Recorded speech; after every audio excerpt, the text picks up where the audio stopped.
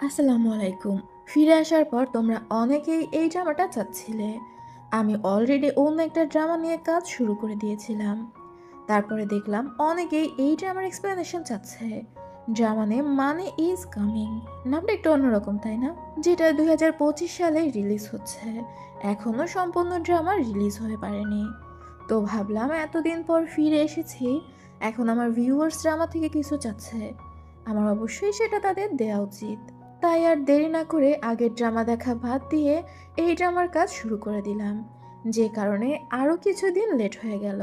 যা হোক, লেট হওয়ার জন্য আমি আবারও দুঃখ প্রকাশ করছি। ড্রামার শুরুতেই আমাদের প্রাচীন যুগের একটা গল্পের কথা বলা হয়, যেখানে বলা হচ্ছিল নর্মালি গল্প মানেই তো মেন লিড আর ফিমেল লিড যখন প্রেমে পড়ে যাবে তখন তাদের মধ্যে একটা ভিলেনের আবির্ভাব হবে, আর ভিলেন তাদেরকে আলাদা করার চেষ্টা করবে।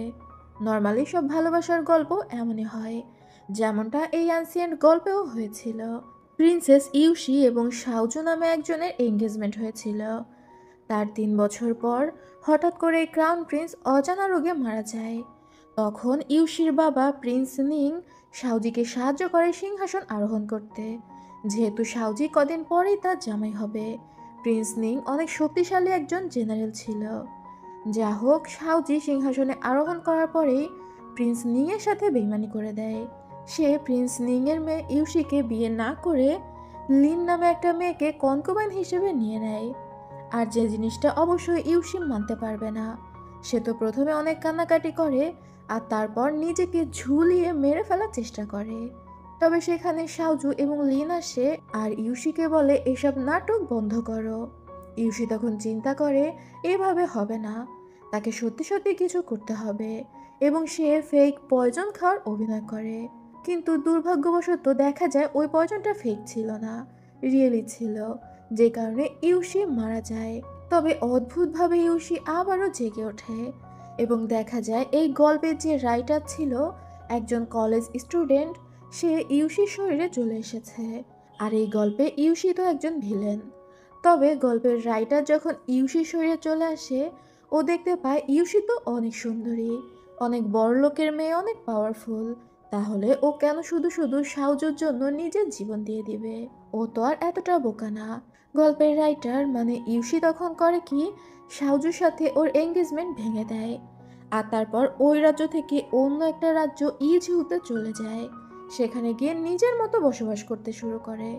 আর এখান থেকেই আমাদের ড্রামার মেইন কাহিনী শুরু হয়। ইউশিকে এখন থেকে ইউ বলে ডাকবো। আমরা ইউকে দেখি যে ওর দাদি আর ফুপুদের সাথে জুয়া খেলছিল, যেখানে ওর ফুপুরা বলছিল তোমার তো বিয়ের বয়স হয়ে গিয়েছে, আমার একটা ভাগ্নে আছে। ইউ তখন বলে তোমার ভাগ্নেও কি সিঙ্গেল নাকি? অন্য ফুপু বলে এভাবে কথা বলা ঠিক না, শুনেছি ক্রাউন প্রিন্সের জন্য মেয়ে চয়েস করা হবে, তুমি সেখানে গিয়ে পার্টিসিপেট করছো না কেন? তুমি তো প্রিন্স নিং এর একমাত্র মেয়ে। তবে ইউ একদমই বিয়েতে ইন্টারেস্টেড ছিল না। ওর ফুপুকে বলে আমার ছেলেদের একদমই ভালো লাগে না, বরং আমার তো মেয়ে পছন্দ, যেমন আমার তোমাকে অনেক পছন্দ। ওর ফুপুরা তো বুঝতেই পারে যে ইউ মজা করছে। যা হোক, খেলা শেষে যে যার মতো চলে যায়। ইউ তখন নিজের ঘরে ফিরে যায় চিন্তা করতে থাকে এখনো ওর হাতে কিছু সময় রয়েছে, কেননা তখনও পর্যন্ত ক্রাউন প্রিন্স মারা যায়নি। ক্রাউন প্রিন্স তার 1 বছর পরে মারা যাবে। তাই এখন ও চিন্তা করে ও শহরে ফিরে যাবে এবং ক্রাউন প্রিন্সকে বাঁচানোর একটা চেষ্টা করবে, যাতে করে গল্পের মোড় ঘুরে যায় এবং আবারও আগে যেমন গল্প লেখা হয়েছিল, মানে সাউজু রাজা হয়, ও মারা যায়, এই জিনিসগুলো না ঘটে। সেখানে ইউ এর মেয়ের আসে আর সে মনে করে ইউ হয়তো সাউজুর কথা চিন্তা করে কষ্ট পাচ্ছে। ইউ তখন বলে আরে সব বাদ দাও, তোমাকে কি আমি এগুলো শিখিয়েছি? চলো আমাদের এখনই শহরের দিকে রওনা দিতে হবে। আর যেই ভাবা সেই কাজ, ইউ ওর মেইডকে নিয়ে রওনা দিয়ে দেয় শহরের দিকে। তবে ও তো খুব সম্ভবত মডার্ন যুগ থেকে এসেছিল, তাই ও ঘোড়ার গাড়ির ধাক্কাধাক্কি সহ্য করতে পারছিল না, অনেকটা অসুস্থ বোধ করছিল। আর এই কারণে ও মাঝপথে গাড়ি থামিয়ে একটা পুকুর পাড়ে যায় নিজের হাত মুখ ধোয়ার জন্য। তবে তখনই কেউ একজন ওই পুকুরের মধ্যে একটি বডি ফেলে। ইউ যখন পাড়ের দিকে তাকায় সেখানে কালো কাপড় পরা একটা ছেলেকে দাঁড়িয়ে থাকতে দেখে। এই ছেলেটা ছিল ক্রাউন প্রিন্সের বডিগার্ড, ওর নাম হুয়ালি। হুয়ালি তো ইউকে দেখে ফেলে। ইউ শুরুতে ভয় পেয়ে যায়, তবে ও মনে করে হয়তো অন্ধকারের জন্য ওকে কেউ দেখেনি। হুয়ালির পেছনে দাঁড়িয়ে ছিল ক্রাউন প্রিন্স, ক্রাউন প্রিন্সের নাম জিনহেং। হুয়ালি জিনহেংকে জিজ্ঞাসা করে ওই মেয়েটাকে কি মেরে ফেলবে, তবে জিনহেং বলে না। ইউ দাঁড়ায় এবং দুইজনের কথাবার্তা শুনতে পায়। জিনহেং আর হুয়ালি সেখান থেকে নর্মালি চলে যায়। ইউ তখন ভাবে জিনহেং তাকে না মেরে চলে গিয়েছে, সে তো বেঁচে গেল। এরপরে দেখা যায় হুয়ালি জিনহেংকে জিজ্ঞাসা করছিল কেন সে ওই মেয়েটাকে মারল না। ওই মেয়েটা তো এই মার্ডারের সাক্ষী থেকে গেল। সেখানে কিউ নামে আর একটা সুন্দর ছেলে উপস্থিত ছিল, খুব সম্ভবত জিনহেংয়ের বন্ধু। কিউও জিনহেংকে জিজ্ঞাসা করছিল কাহিনী কি। জিনহেং তখন জানায় মেয়েটা সাদা রঙের একটা কোট পরেছিল, আর সেই কোটটা খুবই সম্ভ্রান্ত ফ্যামিলির মেয়েরা পরে থাকে, এবং তার ধারণা ওই মেয়েটি খুবই পাওয়ারফুল ফ্যামিলির। আর তার কোট দেখে যতটুকু মনে হয়েছে সে প্রিন্স নিং এর মেয়ে। কিউ তখন বলে আচ্ছা তাহলে তো তুমি তাকে চুপ করাতে পারবে না, কারণ প্রিন্স নিং এই রাজ্যের সেরা জেনারেল ছিল, যার আন্ডারে প্রায় 1,00,000 সৈন্যদল রয়েছে। আর তার মেয়েকে সে খুবই ভালোবাসে, একমাত্র মেয়ে। ওই মেয়ের যদি কিছু হয় তাহলে তো প্রিন্স নিং সব কিছু ধ্বংস করে দিবে। জিনহেং তখন বলে দেখা যাক সে আমাকে কি কি বিপদে ফেলতে পারে, আগেই কোনো স্টেপ নেওয়া যাবে না। অন্যদিকে ইউ তার বাবার বাড়িতে ফিরে আসে। ইউ এসেছে দেখে প্রিন্স নিং তো দৌড়ে বাইরে আসে। প্রিন্স নিং এর দিকে তাকিয়ে ইউ অনেক ইমোশনাল হয়ে যায়। ও মনে মনে ভাবছিল আমি তো তোমার আসল মেয়ে না, তবে তুমি সেরা বাবা। কারণ পাস্টের একটা সিন থেকে দেখা যায় ইউসি যখন বিষ খেয়ে আত্মহত্যা করেছিল তখন প্রিন্স নিং রাজার বিরুদ্ধে যুদ্ধ ঘোষণা করে দিয়েছিল, মানে সাউজুর বিরুদ্ধে। আর সাউজু এতটাই শয়তান ছিল যে তাকে সিংহাসনে আরোহণ করতে সাহায্য করলো, তাকে নির্মমভাবে মেরে ফেলেছিল। মানে মূল গল্পে প্রিন্স নিং এর মৃত্যু হয়ে গিয়েছিল, যেটা ভেবে ইউ অনেক ইমোশনাল হয়ে যায়। যা হোক সিন প্রেজেন্টে ফিরে আসে এবং প্রিন্স নিং এসে ইউকে দেখে বলে আমার খুবই ভালো লাগছে যে তুমি তোমার বাড়িতে ফিরে এসেছো। এরপর ওরা একসাথে ভিতরে যায় এবং বাপ মেয়ের কেমিস্ট্রি দেখেই বোঝা যায় যে ওদের মধ্যে কতটা ফ্রি সম্পর্ক ছিল, মানে ওরা একসাথে কোমর দুলিয়ে দুলিয়ে হাঁটছিল। যা হোক আবার আমাদের জিন হ্যাংকে দেখানো হয়, সে একজন ফরচুন টেলারের সামনে ছিল। ফরচুন টেলার মানে যে ভাগ্য গণনা করে আর কি। এই ফরচুন টেলার বলছিল জিন হ্যাংয়ের ভিতরে খুব বড় এক ধরনের রোগ রয়েছে, যেটা কোনো একটা মেয়ে ঠিক করে দিবে, যে মেয়েটার ভাগ্য জিন হ্যাংয়ের ভাগ্যের সাথে জড়িত। তবে সেই মেয়ে এখনও জিন হ্যাংয়ের জীবনে আসেনি। জিন হ্যাং তখন বলে আমি আমার জীবন কখনোই অন্যের হাতে তুলে দিব না, আমি যদি মরেও যাই আমার জীবনের নিয়ন্ত্রণ আমার হাতে থাকবে। এটা বলে সেখানে থাকা এক কাপ চা খায় আর সেখান থেকে উঠে চলে যায়। এরপর আবার আমরা ইউকে দেখতে পাই, ও একটা গাছের সামনে প্রার্থনা করছিল। তখনই ওর কাছে লিন নামে সেই মেয়েটা আসে, মেইন গল্পে যার সাথে সাউজুর বিয়ে হয়েছিল।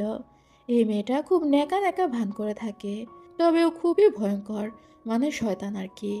পাস্টের একটা সিন থেকে দেখতে পাই লিন তার আর সাউজুর বিয়ের কার্ড ইউকে দিয়েছিল, যেটা দেখার পর ইউ লিনকে একটা থাপ্পড় মারে আর বলে তুমি তখনই সাউজুকে বিয়ে করার সিদ্ধান্ত নিলে যখন আমি সাউজুকে বিয়ে করছিলাম।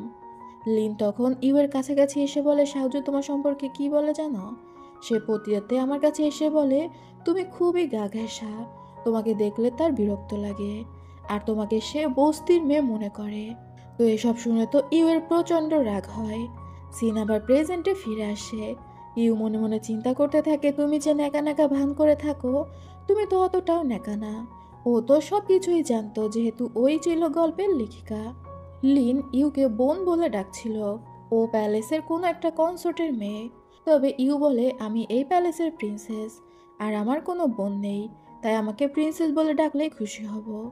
ইউ এর এমন অ্যাকশনে লিন তো অবাক হয়ে যায়, কারণ ইউ বরাবর শান্তশিষ্ট স্বভাবের মেয়ে, আর লিন হচ্ছে ঢঙ্গি টাইপ আর কি, শয়তান, কিন্তু উপরে উপরে ভাব নিয়ে থাকে যে খুব ভালো।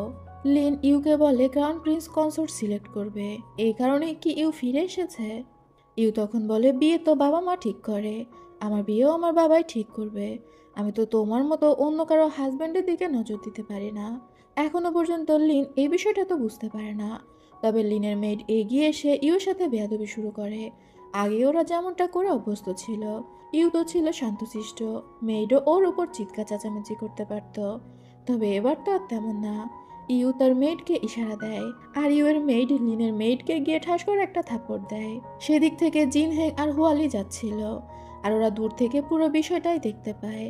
জিন হেং হুয়ালিকে বলে বিষয়টা সামলে এসো, কারণ প্রিন্স লিং এর মেয়ে শহরে এসেই ঝামেলা করছে, বিষয়টা নোবেল কনসোর্ট ঠিকভাবে নিবে না। তখন হুয়ালি গিয়ে লিনকে বলে আপনার মেয়েট প্রিন্সেসের সাথে খারাপ ব্যবহার করছে, তাকে তো গভর্নমেন্ট অফিসে নেওয়া উচিত।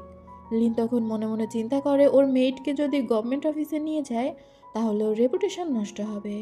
ও তখন ইউয়ের কাছে ক্ষমা চেয়ে নেয়, তবে ওর ফেস দেখেই বোঝা যাচ্ছিল ও ভিতরে ভিতরে প্রচণ্ড ফুঁসছিল। যা হোক, লিন সেখান থেকে চলে যাওয়ার পর হুয়ালি জিন হ্যাংয়ের দিকে চলে যায়, আর তখনই ইউয়ের চোখ পড়ে ওদের দুইজনের দিকে এবং গত রাতের ঘটনার কথা মনে পড়ে যায়। এরা দুইজনই তো ওই বডি ফেলে দিয়েছিল পুকুরের মধ্যে, যেটা চিন্তা করে ইউ অবাক হয়ে যায়। তবে জিনহ্যাং শান্তভাবে ইউকে গ্রেটিং করে। ইউ তখন মুস্কি হেসে জিনহ্যাংকে গ্রেটিং করে।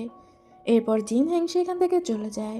ইউ তখন মনে মনে ভাবতে থাকে এই লোকটার দুইটা চেহারা, রাতের বেলা খুন করে আর সকালবেলা ভদ্র সেজে থাকে। এরপর দেখা যায় ইউ যায় সেই ফরচুন টেলারের কাছে এবং গিয়ে জিজ্ঞাসা করে ও যদি ওর ভাগ্যকে চেঞ্জ করতে চায় তাহলে কি করতে পারে। তখন ওই ফরচুন টেলার বলে নিজের ভাগ্য তো আর নিজের হাতে থাকে না, যদি সেটা চেঞ্জ হওয়ার হয় তাহলে অটোমেটিক্যালি হবে। ইউ নিজের ঘরে ফিরে এসে এই বিষয়টা নিয়ে চিন্তা করছিল, কিভাবে ও সম্পূর্ণ গল্পটা ঘুরাবে।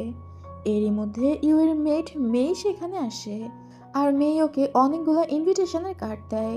ইউ প্রায় 3 বছর পর ইউঝৌ থেকে ফিরে এসেছে, এই কারণে অনেক প্রিন্সেসরা তাকে ইনভাইট করেছে। ইউ তো এক বাক্যে বলে দেয় যে সে কোনো ইনভিটেশনে যাবে না। মেয়ে তখন বলতে থাকে আপনি তো এভাবে ভিতুর মতো ঘরে বসে থাকতে পারেন না, সবাই আপনাকে নিয়ে অনেক কিছু বলাবলি করছে, সবাই বলছে আপনি থার্ড প্রিন্সকে এখনো মনে মনে ভালোবাসেন, এই কারণেই আপনি ঘরের বাইরে বের হচ্ছেন না। আবার অনেকে তো আফসোস করছে আপনার বাবার এত পাওয়ার আপনার জন্য একটা ভালো ছেলেও খুঁজে দিতে পারছে না, বিয়ের বয়স হয়ে যাওয়া সত্ত্বেও আপনার বিয়ে হচ্ছে না। এগুলো শুনে তো উই মনে মনে ফুঁসছিল। মেই উইকে বলে আপনার বাবাও বলেছে আপনি কেন ভীতুর মতো ঘরে বসে থাকবেন, আপনি হচ্ছেন প্রিন্স নিং এর মেয়ে, তাই আপনাকে সাহসী হয়ে সবার সাথে মোকাবেলা করতে হবে। উইও তখন ফুলে যায়। ও তখন ইনভিটেশন কার্ডগুলো খুলে দেখতে থাকে কার কার্ড ওর পছন্দ হয়। এরপর ও বেছে বেছে ফোর্থ প্রিন্সেসের কার্ড পছন্দ করে, কারণ ওই লেখাগুলো ছিল স্বর্ণের গুঁড়ো দিয়ে লেখা। তবে মেই এটা দেখে বলে সেখানে আপনার যাওয়া উচিত হবে না, কারণ ফোর্থ প্রিন্সেস আপনাকে বুলি করার জন্য ইনভাইট করেছে, ও তো আপনাকে পছন্দ করে না। ইউ তখন বলে আমার বাবা তো আমাকে সাহসী হয়ে সবার সামনে মোকাবেলা করতে বলেছে, আমি ফোর্থ প্রিন্সেসের ইনভিটেশনই যাব। এরপরে আর কি, ইউ সুন্দর করে সেজে গুজে চলে যায় ফোর্থ প্রিন্সেসের বাগানে। সেখানে ছোটখাটো একটা অনুষ্ঠানের আয়োজন করা হয়েছিল অন্যান্য সব প্রিন্সেস এবং নোবেল ফ্যামিলির মেয়েদের নিয়ে আর কি। ইউ তো খুব সুন্দর করে সেজে গুজে সেখানে গিয়েছিল। তবে ফোর্থ প্রিন্সেস ইউকে দেখে একটু ঠেস মেরে বলতে থাকে তুমি তো দেখি এখনো স্মার্ট হতে পারোনি, এখনো তুমি শহরের মতো কাপড় চোপড় পরা শেখোনি, আগের মতো ওল্ড ফ্যাশনের কাপড় চোপড় পরেছ। তবে সেখানে মুমু নামে একটা মেয়ে ছিল যে ইউর পোশাক দেখে অনেক পছন্দ করে। এই মেয়েটা অনেকটা ফ্যাশন ডিজাইনার টাইপ আর কি, ও সব গয়না কাপড় চোপড় সম্পর্কে অনেক কিছু জানে। তো মুমু সেখানে সবাইকে বুঝিয়ে বলে দেয় ইউর জামা কাপড় কত দামি, যেটা শুনে সবাই তো অবাক হয়ে যায়। ইউও তখন একটু ভাব নিয়ে বলে আরে কি বলো, এটা এত দামি কাপড়, এটা তো আমাকে আমার দাদি গিফট করেছে, তাই আমি জানতাম না এটা এত দামি কাপড়, আমি তো আরও এই কাপড় দিয়ে আমার ঘরে পর্দা বানিয়েছি। যেটা শুনে ফোর্থ প্রিন্সেস রাগে গজগজ করতে করতে সেখান থেকে চলে যায়। সেখানে তো লিনও উপস্থিত ছিল। দেখা যায় লিন কিউকিন বাজাচ্ছিল, আর সবাই লিনের কিউকিন বাজানোর অনেক প্রশংসা করে। ইউ যখন সেখানে গিয়ে দাঁড়ায়, লিন তখন ইউকে অপমান করার জন্য বলে ইউয়ের মা অনেক ভালো কিউকিন বাজাতে পারত, নিশ্চয়ই ইউয়ের মা ইউকে কিউকিন বাজানো শিখিয়েছে, সে কি সবাইকে এখন বাজিয়ে শোনাবে কিনা। আসলে লিন মনে মনে ভাবছিল ইউ কিউকিন বাজাতে পারে না। পাশে থেকে অন্য একটা মহিলা বলে ওঠে ইউয়ের জন্মের পরেই ওর মা খুব অসুস্থ হয়ে পড়ে, আর ওর 3 বছর বয়সে মারা যায়, তাহলে সে কখন ইউকে কিউকিন বাজানো শেখালো। তবে ইউ এগিয়ে এসে অনেক শান্ত কণ্ঠে বলে আমি একটু একটু কিউকিন বাজাতে পারি, তবে মিস লিনের মতো এত ভালো তো পারবো না, তাই আমি মিস লিনকে অনুরোধ করতে চাই সেও যেন আমার সাথে কিউকিন বাজায়, তাহলে তাকে দেখে দেখে আমি অন্তত শিখতে পারবো। লিন তো এটা শুনে মনে মনে খুশি হয়ে যায় আর ভাবতে থাকে এইবার তোমার অপমানের পাল্লা শুরু, কিন্তু ইউ যখন কিউকিন বাজানো শুরু করে দেখা যায় ইউ খুব দারুণভাবে কিউকিন বাজাতে পারে। সেখানে সবাই তো ইউর কিউকিন বাজানো দেখে অবাক হয়ে যায়। আর লিন ছন্দ হারিয়ে কিউকিনের সুতায় লেগে ওর হাতটা কেটে যায়। কিউকিন বাজানো শেষ হলে সবাই তো হাততালি দিচ্ছিল ইউয়ের উদ্দেশ্যে। কিন্তু তখনই সেখানে থার্ড প্রিন্স আসে আর বলে, আমি ভাবছিলাম এত বাজে কিউকিন কে বাজায়। থার্ড প্রিন্স হচ্ছে সাওজু, যে গল্পে ইউয়ের সাথে বেইমানি করেছিল আর কি। তখনই আমাদের পাস্টের একটা সিন দেখানো হয় যেখানে ইউ আর লিন ঝামেলা করছিল। ওই যে লিন ইউকে ওদের বিয়ের কার্ড দিতে এসেছিল সেই জায়গাটায়। থার্ড প্রিন্স ভিতরে এসে ইউকে একটা থাপ্পড় লাগিয়ে দেয় আর বলে, তুমি কেন লিনকে সবসময় বুলি করতে থাকো। ইউ তখন বলে, আমি মোটেও তাকে বুলি করিনি, বরং সেই আমার সাথে বেয়াদবি করেছে। থার্ড প্রিন্স তখন ইউকে বলে, আর একটা কথা বললে তোমাকে আমি আবার একটা থাপ্পড় মারবো। ইউ কিছু বলতে চাচ্ছিল, থার্ড প্রিন্স আবারও ইউকে একটা থাপ্পড় মেরে দেয়। তখন ইউ অনেক দুঃখ আর রাগ নিয়ে হাসতে থাকে। সিন আবার প্রেজেন্টে ফিরে আসে। লিন তো উঠে এসে সাওজুর পাশে দাঁড়ায়। সাওজু লিনের হাত ধরে বলছিল, সরি, আমি আসতে লেট করে ফেলেছি, তোমার হাত কেটে গিয়েছে, তোমার হয়তো অনেক ব্যথা লাগছে, মানে ন্যাকামি শুরু করে দেয় আর কি। আর ইউয়ের দিকে তাকিয়ে বলে, তুমি কি মনে করেছো তুমি খুব সুন্দর কিউকিন বাজিয়েছ আর এভাবে তুমি আমার অ্যাটেনশন পাবে? আমি কখনোই তোমাকে পছন্দ করব না, তাই তোমার এসব ঢং বন্ধ করো। ইউ তখন পেছনের দিকে একটু সরে গিয়ে মাথা ঝুঁকিয়ে বলে, আপনি কে? মানে এমন একটা বিষয় ও থার্ড প্রিন্সকে চিনতেই পারেনি। সবাই তো এইটা শুনে হা হা করে হেসে ওঠে। থার্ড প্রিন্সেরও অনেক অপমান বোধ হয়। তখন মুমু পাশ থেকে বলে, এটা হচ্ছে থার্ড প্রিন্স সাওজু। ইউ তখন বলে, ও আচ্ছা আচ্ছা, অনেকদিন পর আপনাকে দেখলাম তো, তাই আপনাকে চিনতে পারিনি, আমি দুঃখিত। ও খুবই আস্তে আস্তে ভদ্রভাবে কথা বলছিল। থার্ড প্রিন্স তখন বলে, তোমার এসব ন্যাকামি আমাকে দেখাতে এসো না, আমি খুব ভালো করেই জানি তুমি আমার অ্যাটেনশন পাওয়ার জন্যই এগুলো করছো। ইউ তখন থার্ড প্রিন্সকে বলে, আপনার সারা বডি আমি একবার চোখ বুলিয়ে বুঝলাম আপনিই আমার অ্যাটেনশন পাওয়ার যোগ্য না, তাই আমি আপনার অ্যাটেনশন নেওয়ার চেষ্টা করছি এমনটা ভাবাও আপনার ভুল। তার থেকে বরং আপনি লিনকে ভিতরে নিয়ে যান আর তার ক্ষততে ওষুধ লাগিয়ে দিন, যেটা আপনার জন্য ভালো হবে। যেহেতু সেখানে অনেক মানুষ উপস্থিত ছিল আর এভাবে থার্ড প্রিন্সের অপমান করছিল, সে তখন লিনকে নিয়ে সেখান থেকে চলে যায়। মুমু আর মেয়ে ইউকে বলতে থাকে, আগে থার্ড প্রিন্স তাকে অনেক বুলি করত, এবার সে থার্ড প্রিন্সকে যোগ্য একটা শিক্ষা দিয়েছে। এরপর আমাদের জিন হ্যাংকে দেখানো হয়। এখানে আমরা দেখতে পাই জিন হ্যাং নিজের কন্ট্রোলে ছিল না। এটাই হয়তো ছিল জিন হ্যাংয়ের গোপন রোগ, যে কারণে সে খুব দ্রুত মরে যাবে। তাকে শিকল দিয়ে বেঁধে রাখা হয়েছিল এবং হুয়ালি আর কিউ তাকে সামলানোর চেষ্টা করছিল। তবে জিন হ্যাং তো নিজের কন্ট্রোলেই ছিল না, সে হুয়ালির গলা টিপে ধরে। কিউ তখন দ্রুত এসে হুয়ালিকে জিন হ্যাংয়ের হাত থেকে ছাড়ায়। জিন হ্যাং তখন কিউকেও একটা ধাক্কা মেরে দেয়। কিউ আর হুয়ালি তখন সেখান থেকে চলে যায়। এখান থেকেই সিন কাট হয়। দেখা যায় বাইরে প্রচণ্ড বৃষ্টি হচ্ছিল। ইউ একটা ছাতা নিয়ে ঘুরছিল আর ভাবছিল ফোর্থ প্রিন্সেসের বাগানটা সত্যিই সুন্দর, কিন্তু হুট করে কেন যে বৃষ্টি হয়ে গেল আর সে অদ্ভুত একটা জায়গায় চলে এসেছে। এই জায়গাটাকে সে চিনতে পারছিল না। সুন্দর একটা প্যালেস সামনে। ইউ মনে মনে ভাবতে থাকে, এটা আবার কোন প্যালেস। আরও ঘুরতে ঘুরতে প্যালেসের ভিতরে ঢুকে যায়, যেখানে আমরা জিন হ্যাংকে বাঁধা অবস্থায় দেখতে পাই। ইউ যখন ঘুরে জিন হ্যাংকে ওইভাবে দেখে, ও তো পুরো অবাক হয়ে যায়। তবে ইউ কিছু বুঝে ওঠার আগে জিন হ্যাং ইউ এর গলা টিপে ধরে। প্রথমে তো ইউ মনে করেছিল জিন হ্যাং এখন ওকে মেরে ফেলবে, তবে হুট করেই জিন হ্যাং ইউকে নিজের কাছে টেনে নেয় আর ওর ঘাড়ে একটা কামড় বসিয়ে দেয়, অনেকটা ভ্যাম্পায়ারদের মতো। আর ইউ এর রক্ত যখন জিন হ্যাং এর মুখের মধ্যে চলে যায়, হঠাৎ করেই ও শান্ত হয়ে যায়। মানে ও যে এতক্ষণ নিজের উপর কন্ট্রোল রাখতে পারছিল না, এই বিষয়টা হুট করে ঠিক হয়ে যায়। এরপরে দেখা যায় জিন হ্যাং নিজেকে মুক্ত করেছে আর ইউ ততক্ষণে অলরেডি অজ্ঞান হয়ে গিয়েছিল। ইউকে ফ্লোরের উপর জিন হ্যাং শুয়ে রেখেছিল আর তারপর খুব কাছে থেকে দেখছিল যে ও কি ইউকে মেরে ফেলেছে।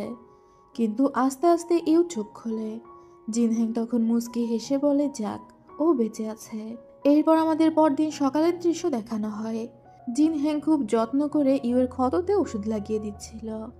ইউ একটু ব্যথা পেয়ে নড়ে উঠলে জিন হ্যাং ফু দিয়ে দেয়।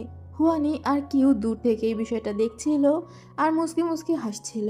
হুয়ানি কিউকে বলছিল, আমি মাস্টারকে কখনো এতটা কেয়ারিং হতে দেখিনি। তবে কিউ কোনো উত্তর না দিয়ে শুধু মুসকি মুসকি হাসছিল। এরপর জিন হ্যাং হুয়ানিকে বলে, ওর জ্ঞান ফিরলে ওকে প্রিন্স নিং এর মেনশনে পাঠিয়ে দিও। এটা বলে জিন হেং সেখান থেকে চলে যায়।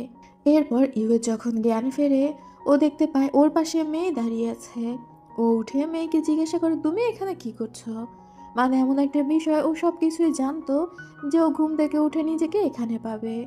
মেয়ে তখন বলে হুয়ানি তাকে ডেকে নিয়ে এসেছে। হুয়ানি ইউকে বলে, আমরা খুবই দুঃখিত, গত রাতে আপনার মেয়েটা আমাদের প্যালেসের সামনে এসেছিল, কিন্তু কাউকে ঢুকতে দেওয়ার অনুমতি ছিল না, তাই আমরা তাকে ঢুকতে দিইনি। কিন্তু পরে যখন বুঝতে পেরেছি সে আপনার মেয়ের, তখন তাকে প্রিন্স নিং এর প্যালেসের সামনে থেকে ধরে আনা হয়েছে আপনাকে নিয়ে যাওয়ার জন্য। ইউ তখন মুচকি হেসে হুয়ানিকে ধন্যবাদ দেয়।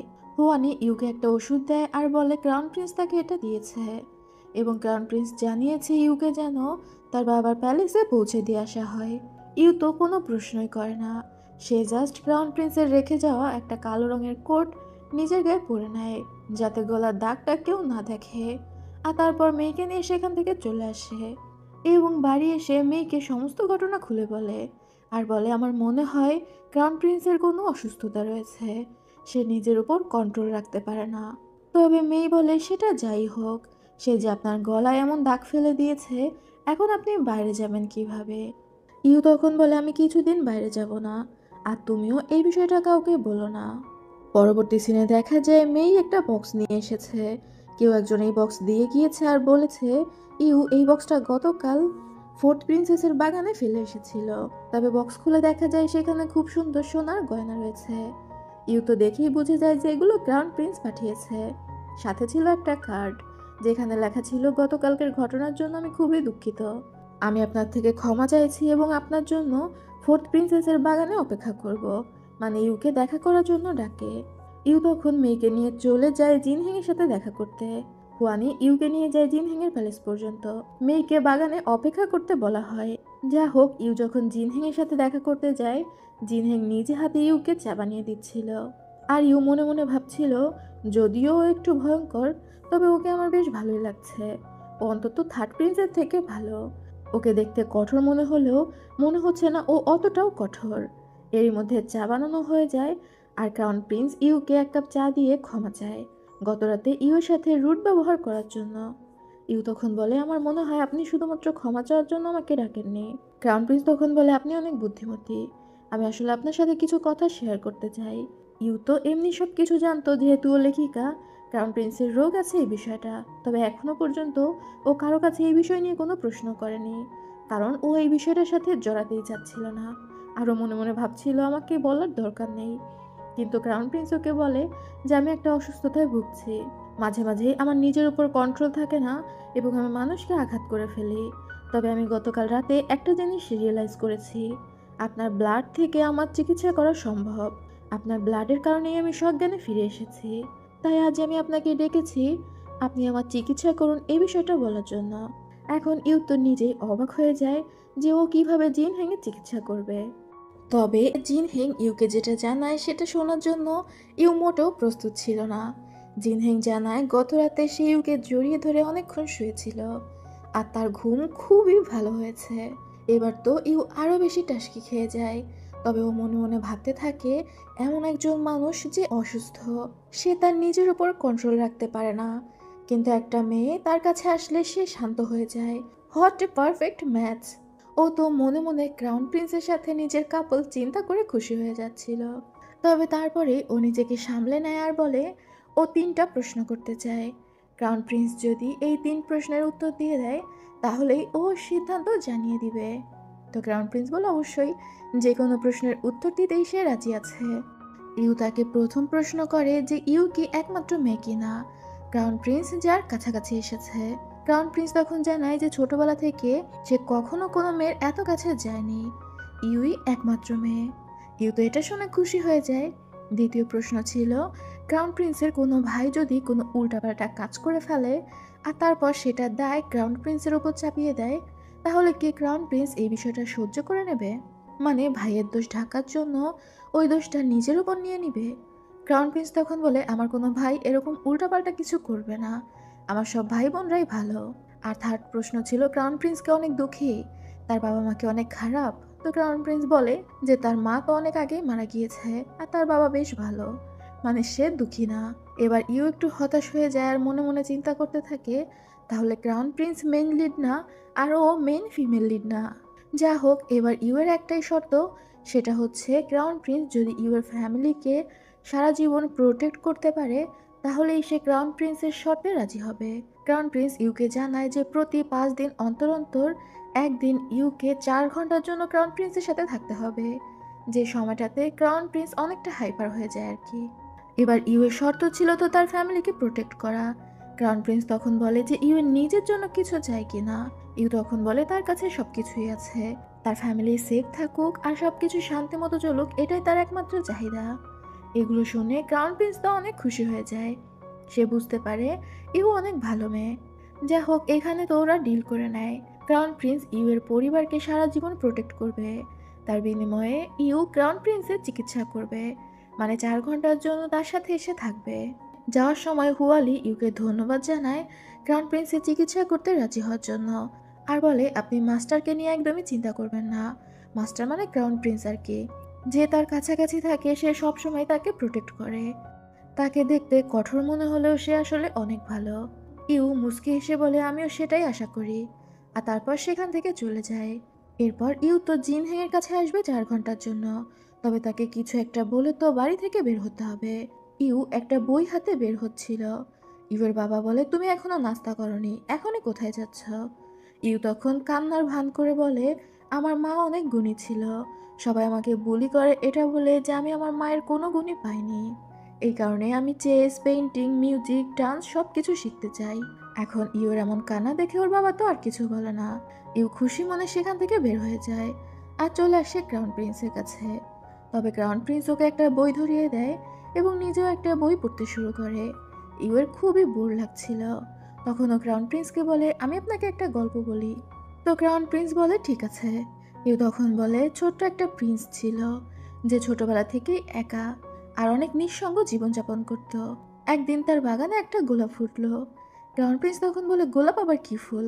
ইউ তখন বলে গোলাপ ফুল হচ্ছে ভালোবাসার প্রতীক। এরপর ওই বাচ্চা প্রিন্স মনে করতে থাকলো এই ফুলটা পৃথিবীর একমাত্র ফুল এবং সবচেয়ে সুন্দর ফুল। এই কারণে সে মন প্রাণ দিয়ে ওই গাছটার যত্ন নিতে থাকলো। কিন্তু একদিন সে যখন তার প্যালেস থেকে বের হলো, সে অন্য একটা ফুলের বাগান দেখতে পেল, যেখানে হাজার হাজার এইরকম সেম টাইপ গোলাপ ছিল। তখন ওই প্রিন্স বুঝতে পারলো সে এতদিন যে গোলাপের যত্ন নিয়েছে, গোলাপকে নিজের ভালোবাসা বানিয়েছে, তার সাথে গল্প করেছে, সেটা আসলে সাধারণ একটা ফুলই। ক্রাউন প্রিন্স তখন বলে একদমই না, ওইটা সাধারণ ফুল কিভাবে হলো? ওই ফুলটা প্রিন্সকে কোম্পানি দিয়েছে, তার নিঃসঙ্গতায় তার পাশে থেকেছে, তাহলে সে কিভাবে সাধারণ ফুল হতে পারে? ইউ তো পুরাই চমকে যায় ক্রাউন প্রিন্সের এমন বিশ্লেষণে। সে তখন জিন হ্যাংয়ের বইটা আবার জিন হ্যাংয়ের হাতে তুলে দিয়ে বলে আচ্ছা আচ্ছা, আপনার এখনো পড়া শেষ হয়নি, আপনি পড়ুন। এদিকে ইউ এর বাবা তো বাড়িতে অনেক টেনশন করছিল। ইউ যখন বাড়িতে ঢুকে সে কিছু জিজ্ঞাসা করতে চাচ্ছিল, তবে ইউ কোনো উত্তর না দিয়ে দৌড়ে নিজের রুমে চলে যায়। এরপর দ্বিতীয় দিন এমন করে বহুদিন পর্যন্ত ইউ ক্রাউন প্রিন্সের সাথে সময় কাটাতে থাকে। আর ওরা যতই একে অপরের সাথে সময় কাটাচ্ছিল, ততই ক্রাউন প্রিন্স ইউ এর প্রেমে পড়ে যাচ্ছিল। এরপর আমাদের একদিন সকালের দৃশ্য দেখানো হয়, যেখানে ইউ তার বাবার সাথে বসে আড্ডা দিচ্ছিল। তখনই মেয়ে দৌড়ে এসে জানায় খুবই খারাপ একটা খবর আছে। নোবেল কনসোর্ট সান ইউকে ডেকে পাঠিয়েছে। সান হচ্ছে থার্ড প্রিন্স শাওজুয়ের মা। আর এটা শুনে ইউ সেখানে হতাশ হয়ে বসে পড়ে। ইউ এর বাবা তখন বলে আরে এত হতাশ হওয়ার কিছু নেই, তুমি আমার একমাত্র মেয়ে, আর আমার প্যালেসের এখনো কিছু পাওয়ার রয়েছে, তুমি যদি না যেতে চাও ডিরেক্ট না করে দাও। ইউ তখন বলে বিষয়টা এমন না যে আমি সেখানে যেতে চাই না, কিন্তু ফোর্থ প্রিন্সেস আমাকে পছন্দ করে না। ইউ এর বাবা তখন বলে আরে তোমাকে কে বুলি করবে, আমি তাকে দেখে নিব। এটা শুনে ইউ তো খুশি হয়ে যায়। এরপর আমাদের নোবেল কনসোর্ট সানকে দেখানো হয়। ফোর্থ প্রিন্সেস উই সানের হাত পা টিপে দিতে দিতে বলছিল আন্টি তুমি কেন ইউকে প্যালেসে ডেকে পাঠিয়েছ? তুমি আবার আমার ভাই শাওজুর সাথে ওকে বিয়ে দিতে চাও না তো? আমার ভাই একদমই ওকে পছন্দ করে না। কনসোর্ট সান তখন বলে তোমার ভাই তাকে বিয়ের পরেও পছন্দ করতে পারবে। প্রিন্স নিং এর যথেষ্ট পাওয়ার রয়েছে, যেটা শাওজুকে সিংহাসন পেতে সাহায্য করবে। একবার ওদের বিয়েটা দিতে পারলে খুবই ভালো হতো। তবে ফোর্থ প্রিন্সেস বলে ও একদমই এই বিয়েতে রাজি না। একটু পরে প্যালেসে ইউ আসে। ইউ এসে প্রথমেই তো কনসোর্ট সানকে গ্রিটিং করে। আর তখনই আমাদের পাস্টের একটা সিন দেখানো হয়, যখন ইউ বিষ খেয়ে পড়েছিল, তখন কনসোর্ট সান তার কাছে গিয়েছিল। ইউ তার পা ধরে রিকোয়েস্ট করছিল যেন তাকে কনসোর্ট সান বাঁচিয়ে নেয়। তবে কনসোর্ট সান শান্তভাবে ইউকে ধরে বলে, তুমি এত বোকা কেন? কনসোর্ট সান অবশ্যই সেদিন ইউকে বাঁচিয়েছিল না, কারণ মূল গল্পে ইউ তো মারা গিয়েছিল। সিন আবার প্রেজেন্টে ফিরে আসে। কনসোর্ট সান ইউকে বলে, আরে আমাদের সম্পর্ক কি এত ফর্মাল নাকি? তুমি আসো আমার কাছে বসো। ইউ সেখানে এসে বসে। কনসোর্ট সান তো ইউ এর সাথে এমন কথা বলছিল যে সে ইউ এর জন্য জান দিয়ে দিবে। ইউও তখন খুশি খুশি বলে, আপনি একদমই চেঞ্জ হননি, বরং এখন আপনাকে আগের থেকেও বেশি ইয়ং লাগে। কনসোর্ট সান তখন বলে, তুমি আমার প্যালেসে এসেছো আর চা খাবে না, এটা তো হতে পারে না। সে ফোর্থ প্রিন্সেসকে বলে ইউকে চা এনে দিতে। ফোর্থ প্রিন্সেস প্রথমে তো দিতে চাচ্ছিল না, তবে বিরক্ত হয়ে সে ইউকে এক কাপ চা এনে দেয়। ইউ তখন মনে মনে চিন্তা করে, নিশ্চয়ই এই চাতে কিছু মেশানো থাকবে না, কারণ কনসোর্ট সান তার প্যালেসে কিছুই ঘটতে দিবে না। এখানে যদি কিছু ঘটে ইউ এর সাথে, তাহলে তো অবশ্যই সেটার জন্য তাকে কৈফিয়ত দিতে হবে। তবে চাটা খেয়ে ফেলার পর তার মনে হয় চা তো তাকে দিয়েছে ফোর্থ প্রিন্সেস উই, আর ফোর্থ প্রিন্সেস যা কিছু করতে পারে। আর দেখা যায় সত্যি সত্যি ফোর্থ প্রিন্সেস ওই চায়ের মধ্যে এক ধরনের ওষুধ মিশিয়ে দিয়েছিল, নেশাজাতীয় ওষুধ, যেটা খেলে ইউ নিজের কন্ট্রোলে থাকবে না। ইউ তখন মাথা ব্যথা হওয়ার নাটক করতে থাকে। সে কনসোর্ট সানকে বলে, আমার মাথাটা খুব যন্ত্রণা করছে, হয়তো ঠান্ডা বাতাসের জন্য এমনটা হয়েছে, আমি দ্রুত বাড়ি গিয়ে রেস্ট নিতে যাচ্ছি। তো এখন যেহেতু ও অসুস্থ, কিছু তো বলা যাবে না।